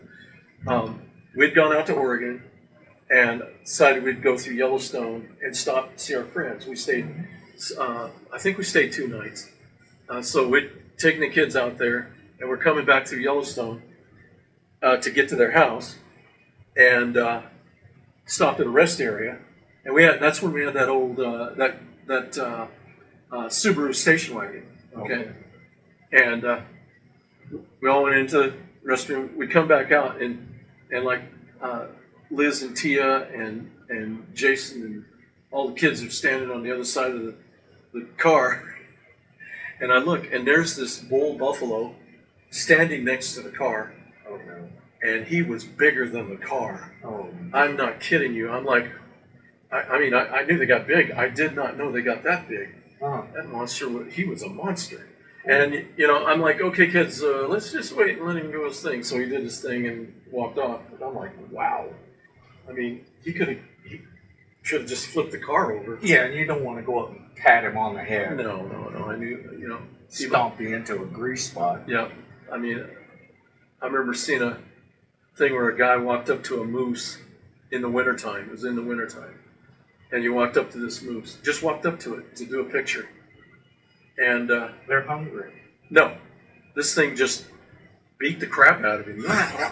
And I told you the story when we went out on that bike ride. Like we'd make these tours with the truck to go places that we didn't want to ride all the way down to. And so we're going along, and sure enough, same tourist thing. A bunch of cars pulled over and everything. And I had a 200 millimeters lens. And when we caught up to this traffic that kind of slowed down, I look and I'm like, so I happened to look over, and I see this guy walking up to this calf, this moose calf. Oh, no. Okay, and I could tell. I mean, I'm this close. I'm close enough to see what's going on. He's got a twin lens reflex camera. Okay, so it's not a SLR. It's not one that you can zoom in with. It's just get it clear and take a picture. So he's going to have to get close. And I smacked on the top of the truck and I said, pull over, I want to get a picture of this guy getting killed. Because right behind the calf is Mom. Oh no. And he's walking up to it, and you can see Mom's getting a little, antsy and stuff. And the calf, of course, is like, what's going on here? And so I'm zoomed in on this guy, okay? And I don't know what she did because I want to make sure I was on this guy to get the picture so I can sell it to some magazine. Yeah. Because guy getting killed by moose in Yellowstone. And Life magazine or the Inquirer? yeah, one of the two. Yeah. Someone's going to pay me for it. Give me a little bit for it. And so I'm just on him, and all of a sudden I see his expression change, and he stops, and then he turns around and walks away. He never even took a picture. So she did something to let him know, you're getting in the zone, dude, and you're going to die. And nothing like stupid tourists. You got to ask yourself, where are you from? You obviously didn't read up on what you should do and not do, and that's a not do. So Liz ain't going to like this, but our second child was conceived in Yellowstone. Not by Old Faithful, was it? No, it was at a motel outside the Tower Gate. Okay, Liz and I made a weekend dash down to Yellowstone. Jason was born there. I mean, he was a little kid then, and we made a mad dash down to Yellowstone. Stayed the night in this hotel outside of the Tower Gate, and. Bow, chick, bow, wow. Yep. And then there comes Bing. Clint. Yep, bing, bang, bong, there's Clint. And then Old Faithful went. Yeah, that too. It was still running there. And the buffalo were running around. So there you go. Clint was There it is. conceived in He's a outside the Yellowstone Tower Gate of kid. Yellowstone. He's a Yellowstone kid. Yeah. Oh no. Yeah, we got some fun pictures on that one. Yeah.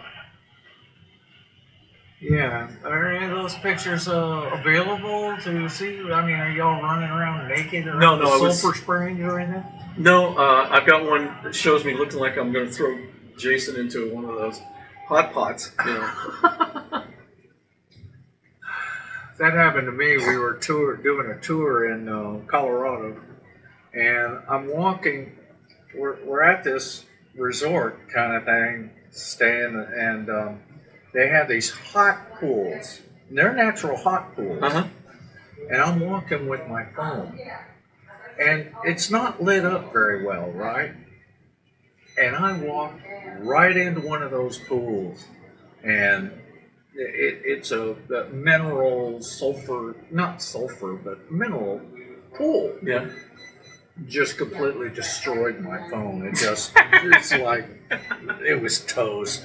And I called my provider in Oregon, and I said, I need another phone shipped out to me. I'm on tour. I need another phone. Fortunately, I had my old Apple iPhone, the iPhone 2, and I was able to make calls with that. But it's like, those mineral springs, they'll eat up anything, man. I'll be darned. I tried to dry it out, and it's like the battery's like sparking and stuff. That was a BlackBerry phone. That's what that was. There's a place in Idaho called Lava Springs. It's outside of Twin Falls. Mm-hmm. Yeah. And I was. This is when I was working for Edgewood. We were doing work at Deseret, getting rid of some old legacy chemical crap and stuff like that.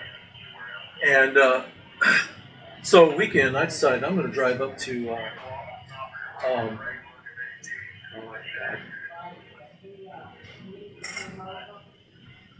God. Yep. Somewhere up there. Yeah. I bought this hat when I went up there. Jackson Hole. There it is. That's what I needed.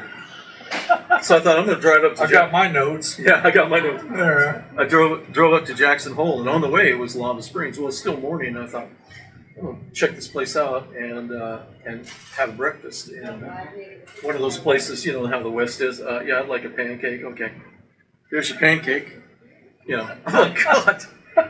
Who eats this that much? And here's your gallon of syrup. Yeah. But anyhow, Freshly squeezed out of the tree. that's what that is a bunch of hot springs that Yeah. the motels have, grabbed a few and made, little pools and stuff that you could do. Yeah. My favorite was Don't be looking at your phone while you're walking around the Yeah. springs. Huh? now they got they have like water slides and stuff like that, a water park there to take advantage.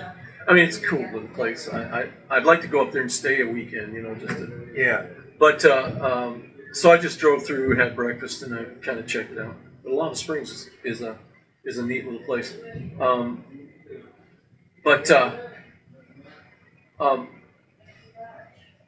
The Boiling River outside of Gardner Gate, or inside just before you get to the Gardner Gate in Yellowstone. Okay, well, it's not boiling anymore because I told you the Mammoth Springs. You've probably seen pictures of this, the stair step calcite and stuff like that. Yeah. It doesn't run anymore.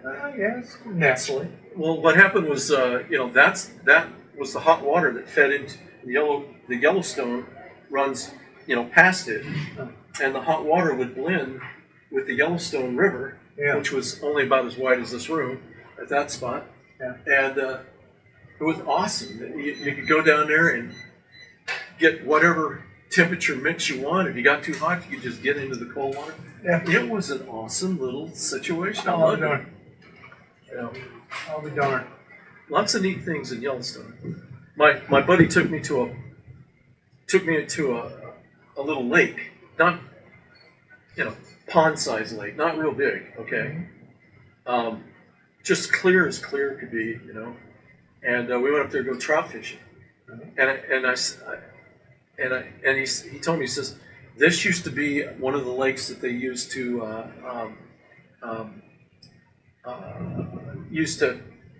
put fish in and let them get big, and then, you know what I'm talking about, what that thing is. So it's got lots of great trout in here, because they don't do that anymore. They have their own system now that they do to restock everything, oh man, there was some great fish in there. We enjoyed it. Enjoyed fishing there. Unlike the little trout that I caught. Yeah. Poor fella, floating on his side. Get out there in the middle. I don't want to see you. I have been to Yellowstone at least 12 times, okay? For all different kinds of reasons, okay? I have never, ever seen a bear. Really? Ever. I saw on our bicycle trip that we took, we heard some noise as we were coming out of Gardner going up the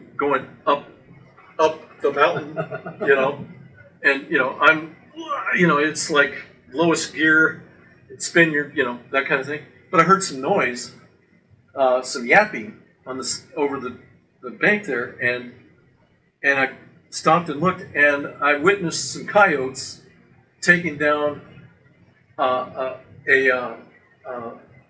moose calf. Oh, Yeah, and the mother moose is standing there, and the calf is yelling or yamming or whatever, and these coyotes, they've taken it down and started dragging it off. Mama couldn't do it. Yeah, she couldn't do anything with them. So, there were a lot of them. There were like, I'd say at least 8, maybe 8. Yeah. And they got their meal. I've seen that kind of thing. The last bear I saw in the wild was outside Augusta, Montana, and I was leaving an acquaintance of mine that I met up there, and was leaving their place, and just as I was pulling out, I looked, and above there, where their house was a mountain, and it had a clearing up there, and I saw a big old bear running. I don't know what kind it was. It's the last one in the wild I saw. All we doing? One time before that was with Diane at Twin Lakes. Come around the corner and a black bear went. Ooh. Now the only bear I've ever seen is the one Dad killed. That's the only bear I've ever seen. I was with him on that one. Yeah. Yeah, shot that with a 30-30. Open sight 30-30. It was quite a adventure hunter. The weird thing about that whole day was when we got up, and the only thing I never questioned it any further, but the only thing I could figure is he must have been up in there, looking for guys that were, union people or whatever, tree fallers and stuff like that. Yeah. He must have been up in there, but he made a statement, offhand statement. He says, "Oh, we might see a bear today." He said that, and that's all we saw was a bear, and he took it. And I remember the girls loved that meat. Did you like that? Do you remember eating the meat? I remember the meat. It was kind of gamey. Kinda. It was almost sweet gamey. But Diane and Mary, they loved it. They thought it was awesome. Yeah. I'm like, no, you can keep that up. Remember Dad rendering grease for the boots? Oh, yeah, this is the best for the boots. Yeah, okay, whatever. Yeah. There's a can of shoe polish. Yeah. Yeah. Yeah, nothing better than bear fat to Yeah. put on your leathers. And what got me was when we first saw it, I thought it was like a little cub. But that's how far off it was. And that thing it started coming our way, and then Dad shot, and he missed it, and then it turned it. Okay? And then it started going down, it went down this little, ditch and came up on the other side, and it started, kind of flanking us a little bit. And he shot again, missed, and then when it got just about even with us, and I'm like, wow, that is a big bear.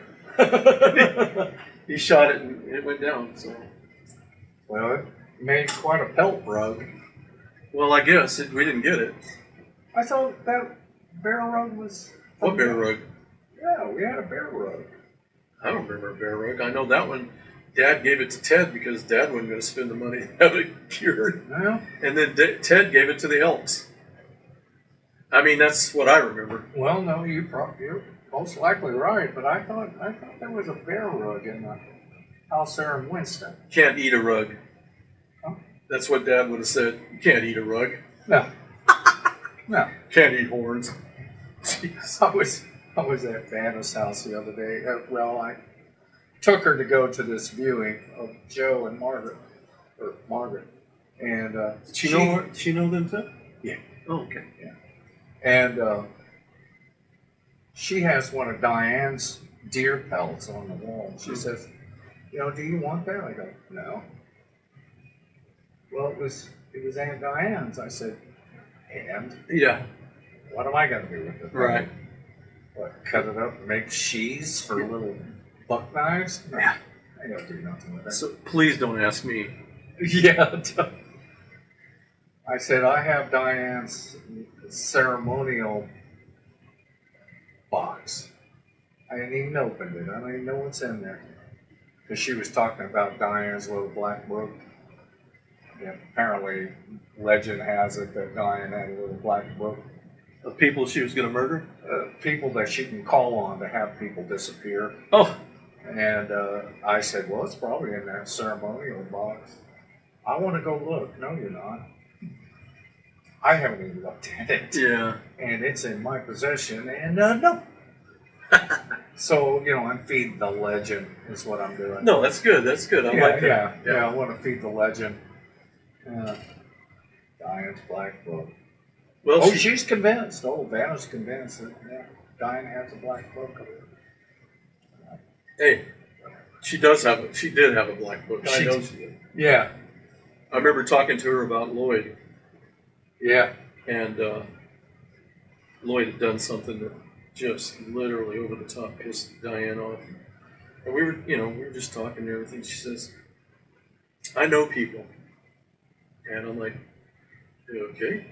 She sent some of those people on people who were messing with Mama in Who's Oakland. messing? Really? Yeah. There were some guys that was messing with Mama. And she called up some of her friends. She says, yeah, we'll make them disappear for a six-pack. Nice. And they went and talked to him. He lived in a trailer next door to Diane and Mama in Oakland. And he was picking on Mama and bullying Mama. And those fellows went and paid him a visit. And Didn't happen anymore. it didn't happen anymore. Well, the last time I saw somebody messing with Mama, she walked out with a Sears and Roebuck 12-gauge shotgun and told one guy that Coquille. if you come any closer, I'll blow a hole big enough to drive a freight train through. Was That's it my freight mama. train or wagon train? Freight train. Okay, I thought it was wagon train. Well, you were there. I was in the back, but that's the story I got. Well, three big enough to drive a wagon train through. Don't mess with my girls. Yeah, and they left. That was funny. I mean, it was scarier than all get out. I remember you and Mary and Carla. What's her name? Was it Carla or Rhonda? Carla Ratcliffe. Ratcliffe. Yeah, Carla Ratcliffe. Come around. So those girls were picking on these fellas. Well, I know they were. Yeah, I mean they started it.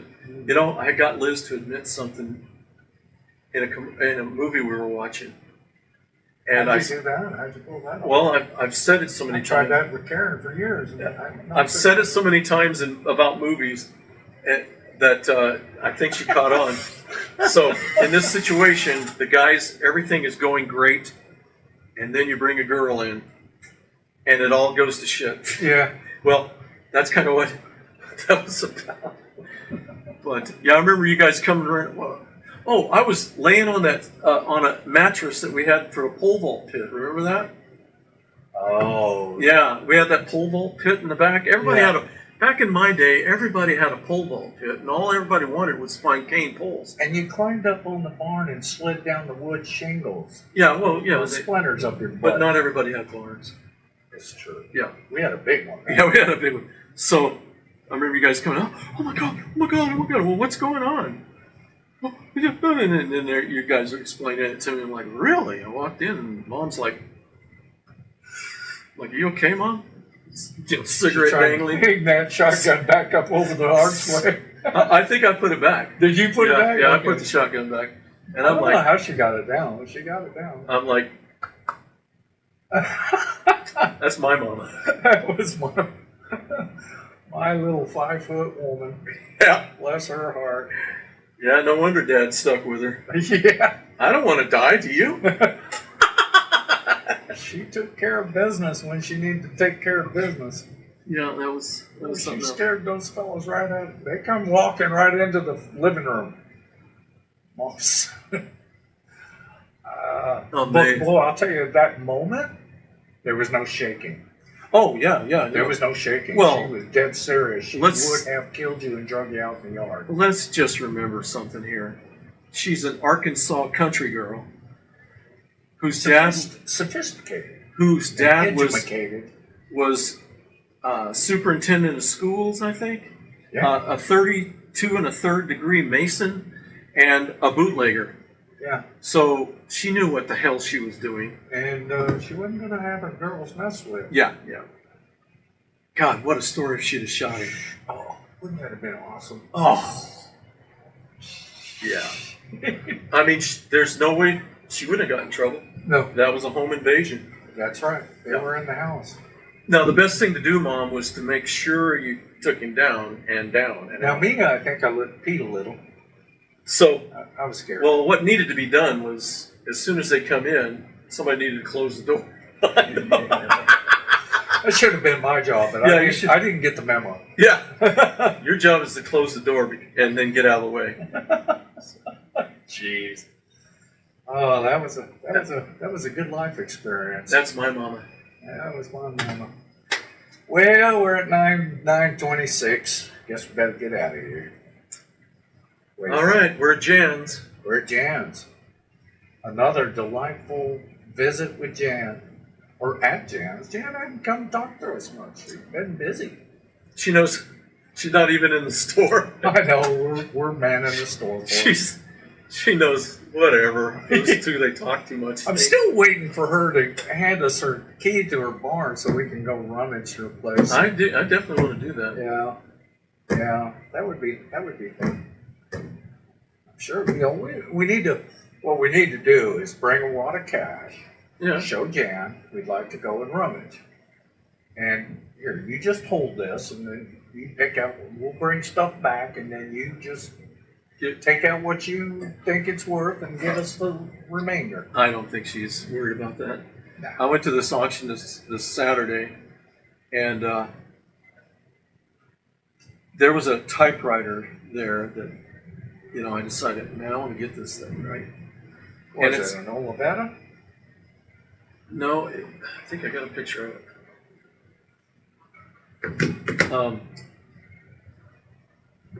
No, it's not an Olivetta. This is pre-Olivetta, I think. Harrison? Well, good Lord, what is that thing? Is it do it on stone? Let's see, it's a Blickensdorfer. Yeah, German. A Blickensdorfer number 7 typewriter.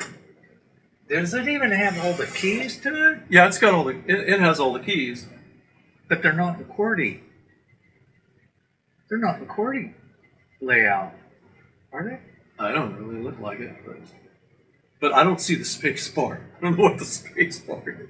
God, this is like, But that's when the alphabet was only 18 characters. yeah, and everybody kept wanting to say Y, but they don't know. They didn't have a character for Didn't it. have a Y. So anyhow, I wanted to get this thing, but there was a couple other guys there. They wanted it too, and it didn't matter because there was a guy that had called in a bid, Oh, and it was that's serious. Yeah, it was, and the only thing I could figure is he probably told him, says, "I'll bid up to 500 on it." Yeah. And so we started bidding on that thing, and I got up to my limit, which was $68. $68.95. Yeah. And it just exploded after that, you know. And I'm like, okay, well, there's some things I don't get. Yeah. So that's a German company, Durfer. I don't know anything about it. It's just it's the earliest typewriter, I believe. But dude, it doesn't have all the letters on it. Well, they were all there. Okay. I mean, It just didn't look like it was in a QWERTY layout. like, You know, QWERTY, oh, you QWERTY, tech nuts. swirly. Okay. Yeah, well, yeah, you're right. It's See, the Q's Z over is here. up on the top. Yeah, yeah. Yeah, that's before QWERTY. Boy, I can see why. At least it has a caps. It doesn't have a space bar. Yeah, I don't see a space bar. Yeah, see, yeah, they didn't read, you know, probably was for Greek. They didn't have spaces or punctuation. But Crazy. they also had some silver there. Is your Dr. Caldwell? I know Dr. Caldwell. I mean, oh, he's not your personal doctor? Oh, no. It's Yeah. not like that. I got 2 bottles that I want to give him. I don't know him personally. Dr. Caldwell's syrup, honey syrup. It's an old. Oh, you got to pass those on to. Yeah, I want to. I mean, Yeah, but probably got a room full of them. he might, you know. But you never can tell. Add to his collection. I'm like, you know, I've heard of a Dr. Caldwell, so I'm gonna take him into his office and say, hey, see if he, you know, if he wants these, great. If he doesn't, throw him in the trash. He was Mary's doctor. But then they had some silver flatware. Okay, 44 pieces of actual sterling silver. This wasn't plated crap, and that went for almost $800. Wow. And I mean, there's not that much silver. I mean, I mean, Don't get an ounce out of it. no, I mean, maybe let's call it 44 ounces of silver for $800. They're not getting much of an investment there. But they've got this guy out of Kansas City that always contacts them about, you got any silver or flatware? And I went to a consignment one time, and there was I think 8 sets of flatware, different flatware, but it was all silver. Okay, this guy bought every one of those. Wow. Yeah, he bought every one of them. I mean, what he does is he just tells the auctioneer, look, you know, I want it. Whatever it bids up, you know, give it the last bid. That's how it worked. I'll be darned. So he's like, I don't care what the Yeah. ceiling. There is no ceiling. Yeah, evidently there's not. Wow. And but he bought every one of I those. wonder what he does with that. I don't know. I mean, I'm sure there's a market somewhere. You know, I don't know it. I don't know the market. It's like guns. You know, I'm not going to even touch guns. I mean, they had one of the auctions. They had about 18 guns, and some of them were still in the box, Winchesters. You know, Yeah. and not the cheapest gun that sold was at a little over $800. The rest of them were up in the $1,200 to $1,500 range. I wonder if he buys this stuff for museum display type settings where they need authentic. Well, that typewriter, they basically told us that's where that's going. A guy just put in a new museum someplace, Yeah. and he wanted it. Yeah. You know, which to me, it wasn't in good shape. You could probably do better on eBay. You know, but Restored. Yeah, Unless that's part of what his gig is. It It's might be. restoration. it might be. But yeah, no, I mean, it's amazing to me what what goes on the auctions, and I love it. It's like going to church to me. I mean, I know I don't know them personally with their phone numbers, but I know all these people, and the auctioneers McGrews are they're fun. Yeah. These guys are just fun to be around because they needle everybody. They don't call me Joe. They call me Nashville. Nashville. Hey Nashville, come on, bid on this. I'll be sitting there watching something and, hey Nashville, you know, I'm like, I'm not even near interested, and he knows it. And he's like, "Come on, bid on this." I'm like, "What? No." Leave me alone. He, I'm drinking my tea. I just want to make sure you're awake. I love these guys. Maybe, perhaps one of these times when you go to one of these, ring me up. I'll go with you. Go with me. Yeah, Yeah. you should. You should go with Yeah. me. Just to get a taste of it. You know, I took Jeremy and Shivani and Liz's first time to go. And, I mean, look, I stayed at this auction till almost 4 o'clock this time. Yeah. And it's all because of that typewriter. I wanted that typewriter, and, you know, they know how to do it. I mean, they know how to keep people there. Right. And I waited for that typewriter, okay? And when it went sky high, I'm like, okay, that's it. And I cashed in and left. But, I mean, it was worth the wait.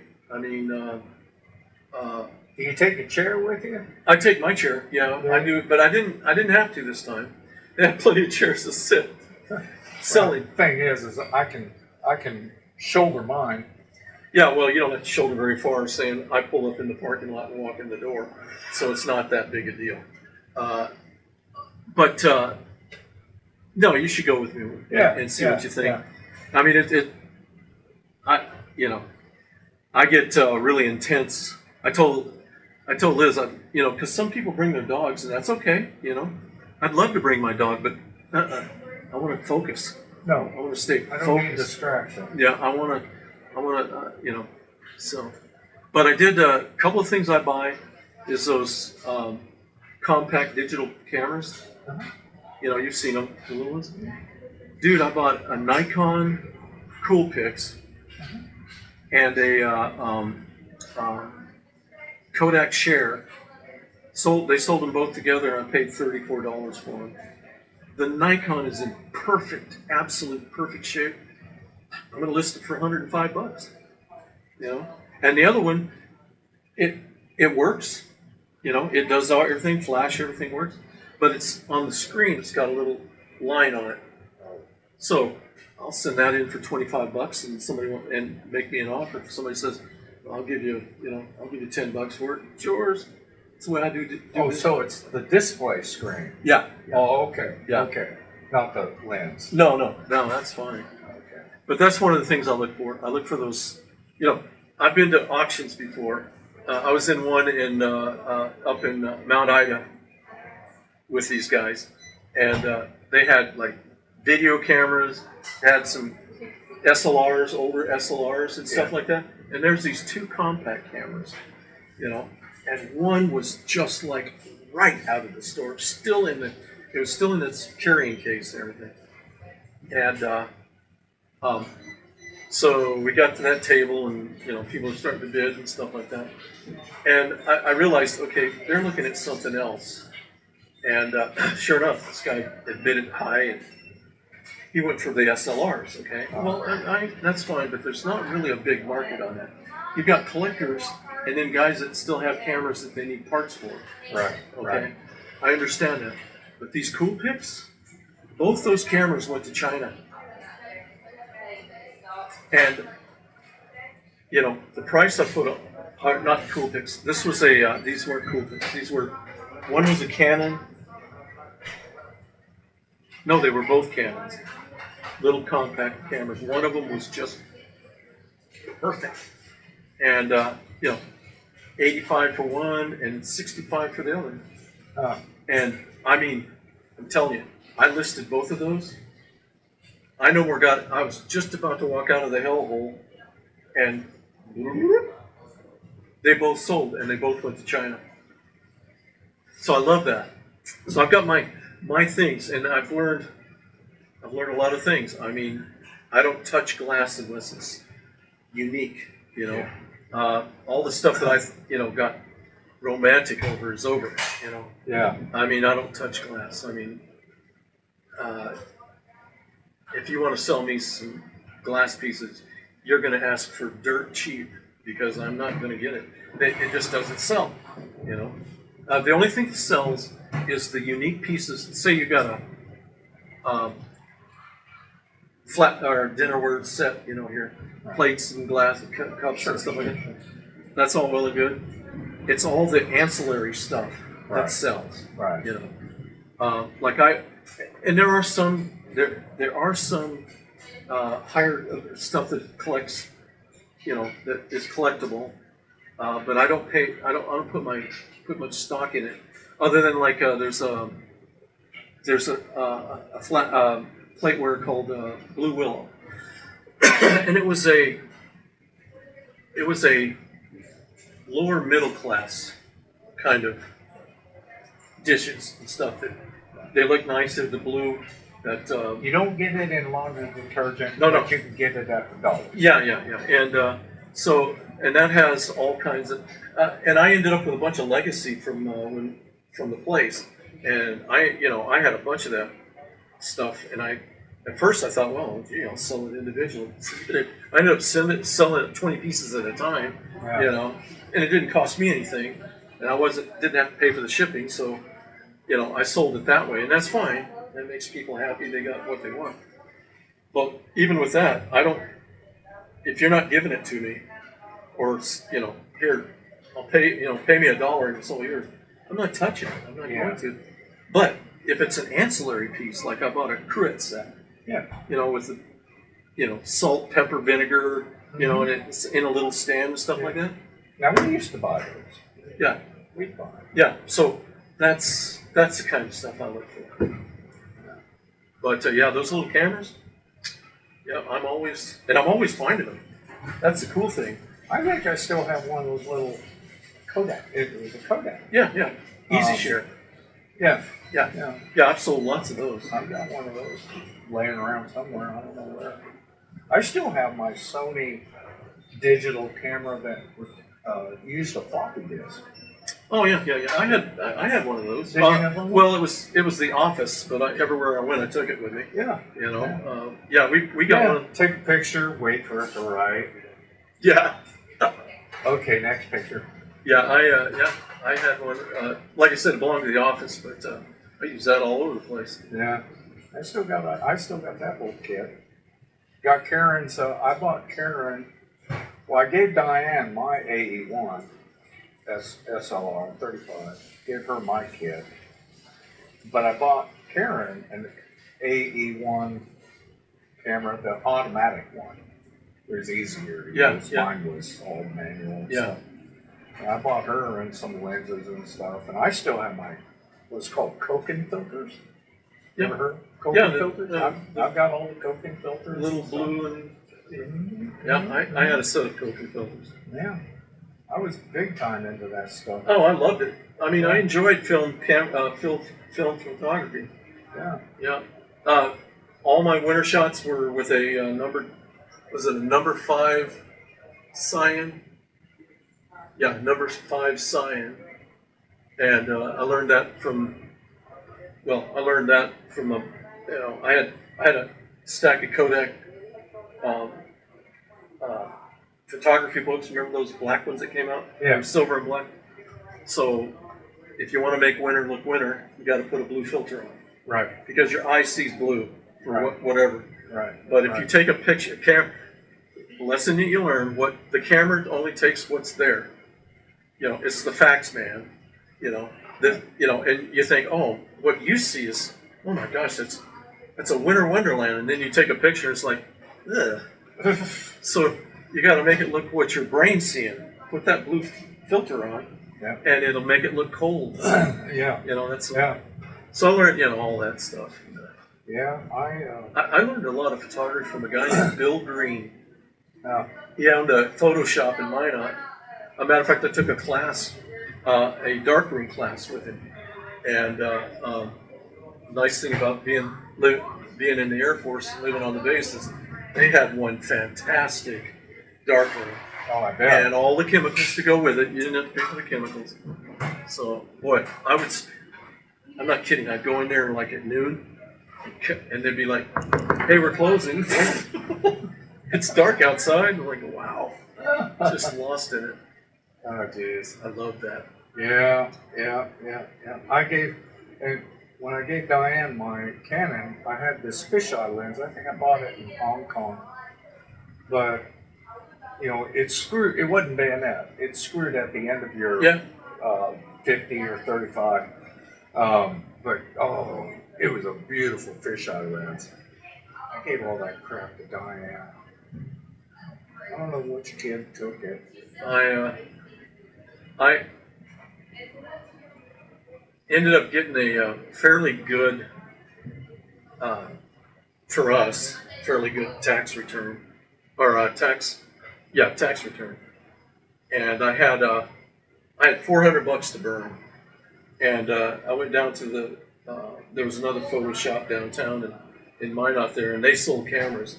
And I'm like, I'm getting me a Nikon. I want a Nikon. I want a Nikon. I walked in there, and I'm looking at these Nikons, and I'm like, $400 doesn't do it. And I get to look at this one camera, and the guy, I says, what's that there? And he says, oh, it's called a Konica camera.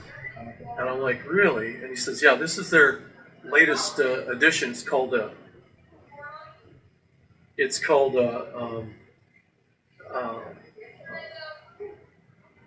FS1, and it had its own built-in motor drive. Oh yeah. Yeah, and it was great to handle and everything. But they made these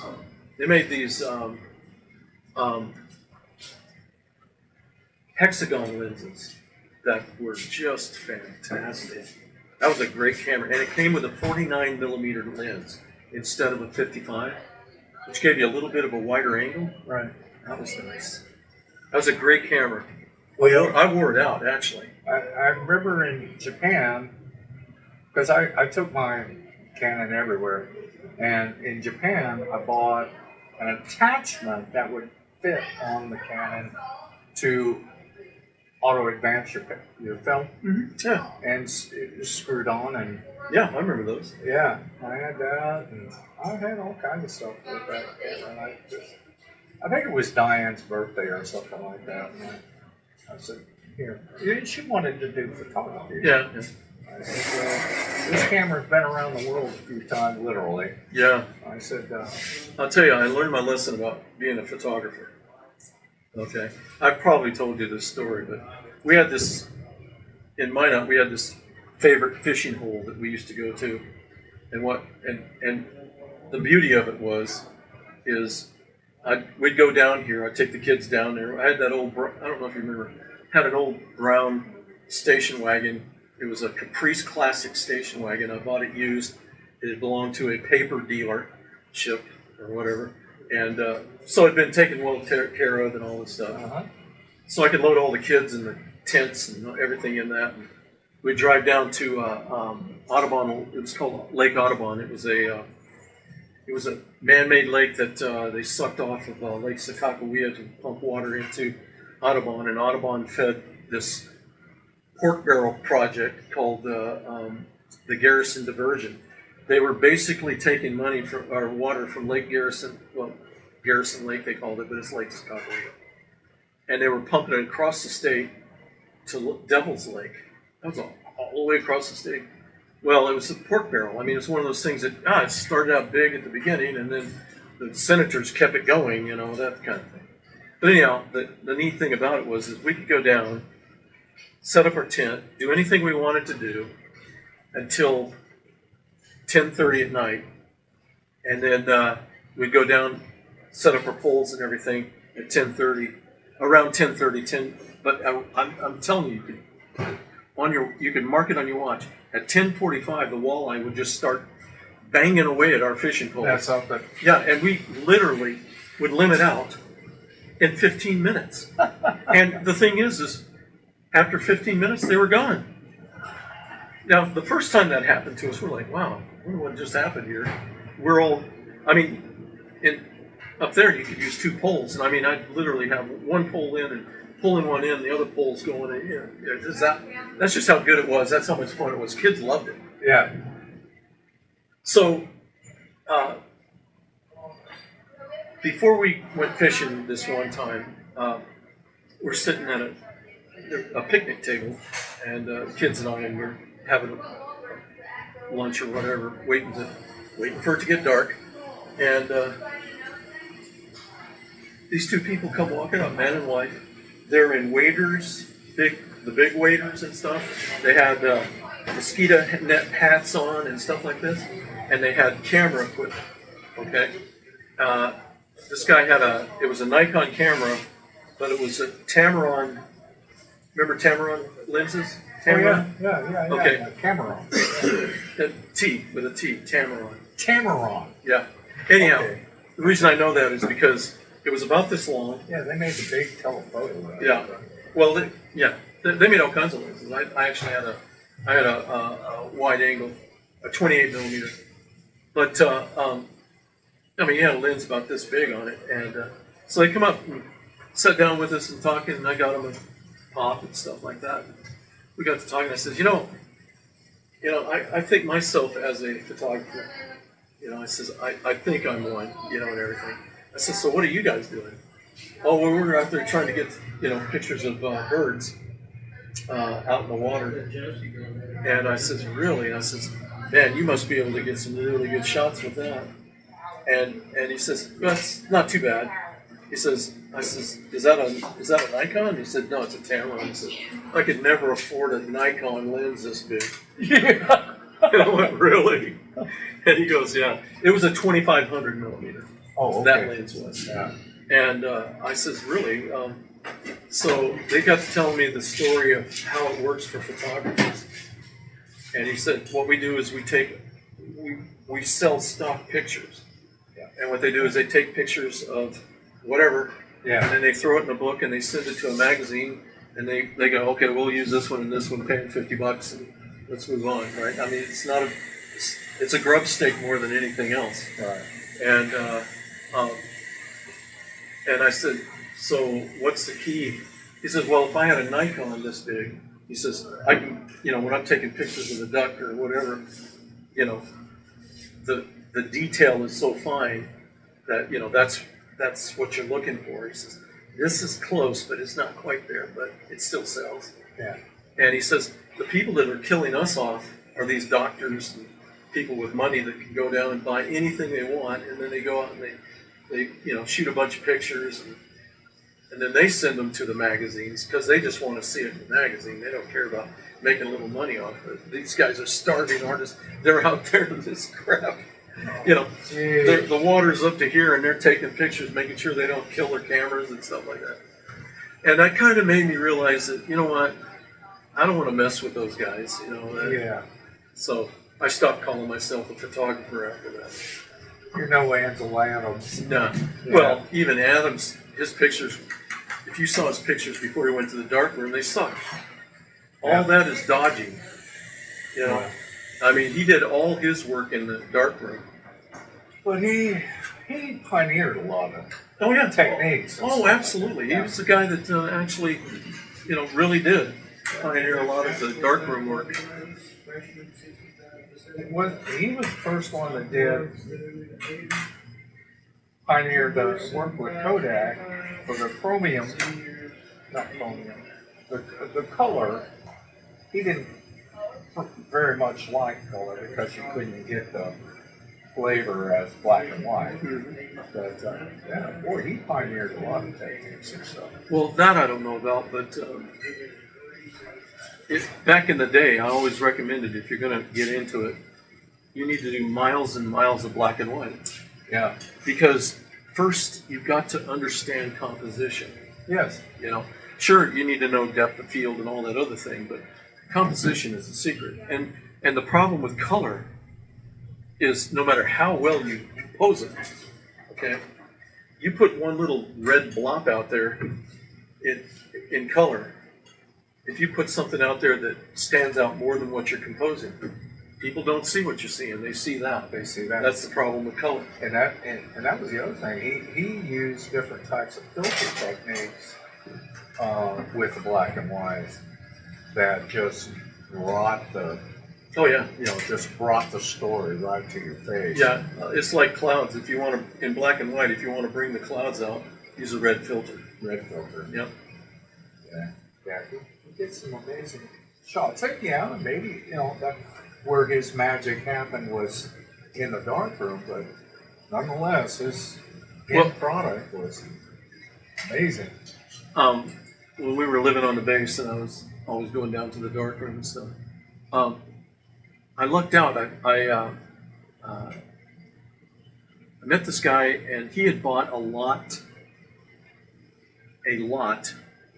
of all kinds of film equipment, photographic stuff. Okay, and he bought it at the DRMO. You know what those were? That's the salvage place where a base has a whole bunch of stuff, like thousands of these, right? Well, they don't need that many, and so they over-ordered, obviously. Can't send it somewhere. I'm familiar with that on the state level. Yeah, well, it's military. Government has the same thing. I don't know if they have it now, but it's called DRMO. And they'd have auctions. And you could go in, and of course, the base had their DRMO encompassed other places and brought stuff in there. Anyhow, he bought this pallet full of photography things, and he had like 2 boxes of what was called Industrex Kodak paper. Okay, and what it was it was used for like newspaper photographs and stuff to transfer. Okay. And it was a high contrast paper. Okay, so I mean, if you put too much light to it, but if you did it right, you could make get some interesting prints out of it. But the thing I liked about it is I had lots of it. I could cut it in quarters and do all kinds of pictures that I could just throw away. I didn't. So I got fairly experienced with the enlarger and stuff like that. But I practiced my dodging, and I forgot the other terms that you used to, for working the print itself. So that's Ansel Adams magic right there. Yeah. So, but yeah, man, that's what kept me in there, because I had plenty of paper. Otherwise, it was really expensive. This stuff, man, I was just, again, it was high contrast, so you had to be careful how much exposure you put to it. Right. But you could sure have some fun with it. Yeah. So I enjoyed that. And the material was free. Yeah. I bought this for $5 off of it. Oh, did you? But it was in boxes about that thick, and they were like this big. Oh, wow. Big old giant pieces of photographic paper, So I mean, I did all kinds of reverse stuff. I was having fun with it. But the problem with it is I don't have any of it now, because whatever I kept, it sooner or later just exposed itself from heat and everything else. So. Yeah, heat will definitely do it. So Yeah. No, I mean, I used to do my own film and everything, process the film and things like that. Yeah. Oh yeah, I dug it, man. Oh, shoot. But yeah, I'd get lost. I bet that pissed Liz off. I mean, At least you knew where I was at. Oh, this reel needs to be developed here. Go develop it. Yeah, I know. Yeah. Yeah, and with the color, that's what I used to do with my color. I'd take it down to Bill Green and just have him do proof sheets. Yeah. Where he shoots it, and it just shows you what it is in positive, and Right. And then I'd pick out what I want, and then have him print up pictures. Right. Those were the days. Oh yeah. Okay. Well, we're gonna get out of here. And That was a bonus piece. We were just about to leave anyhow. weren't we? I know. Well, it's an encore. Encore. We encored it. All right. See y'all. Have a blessed day.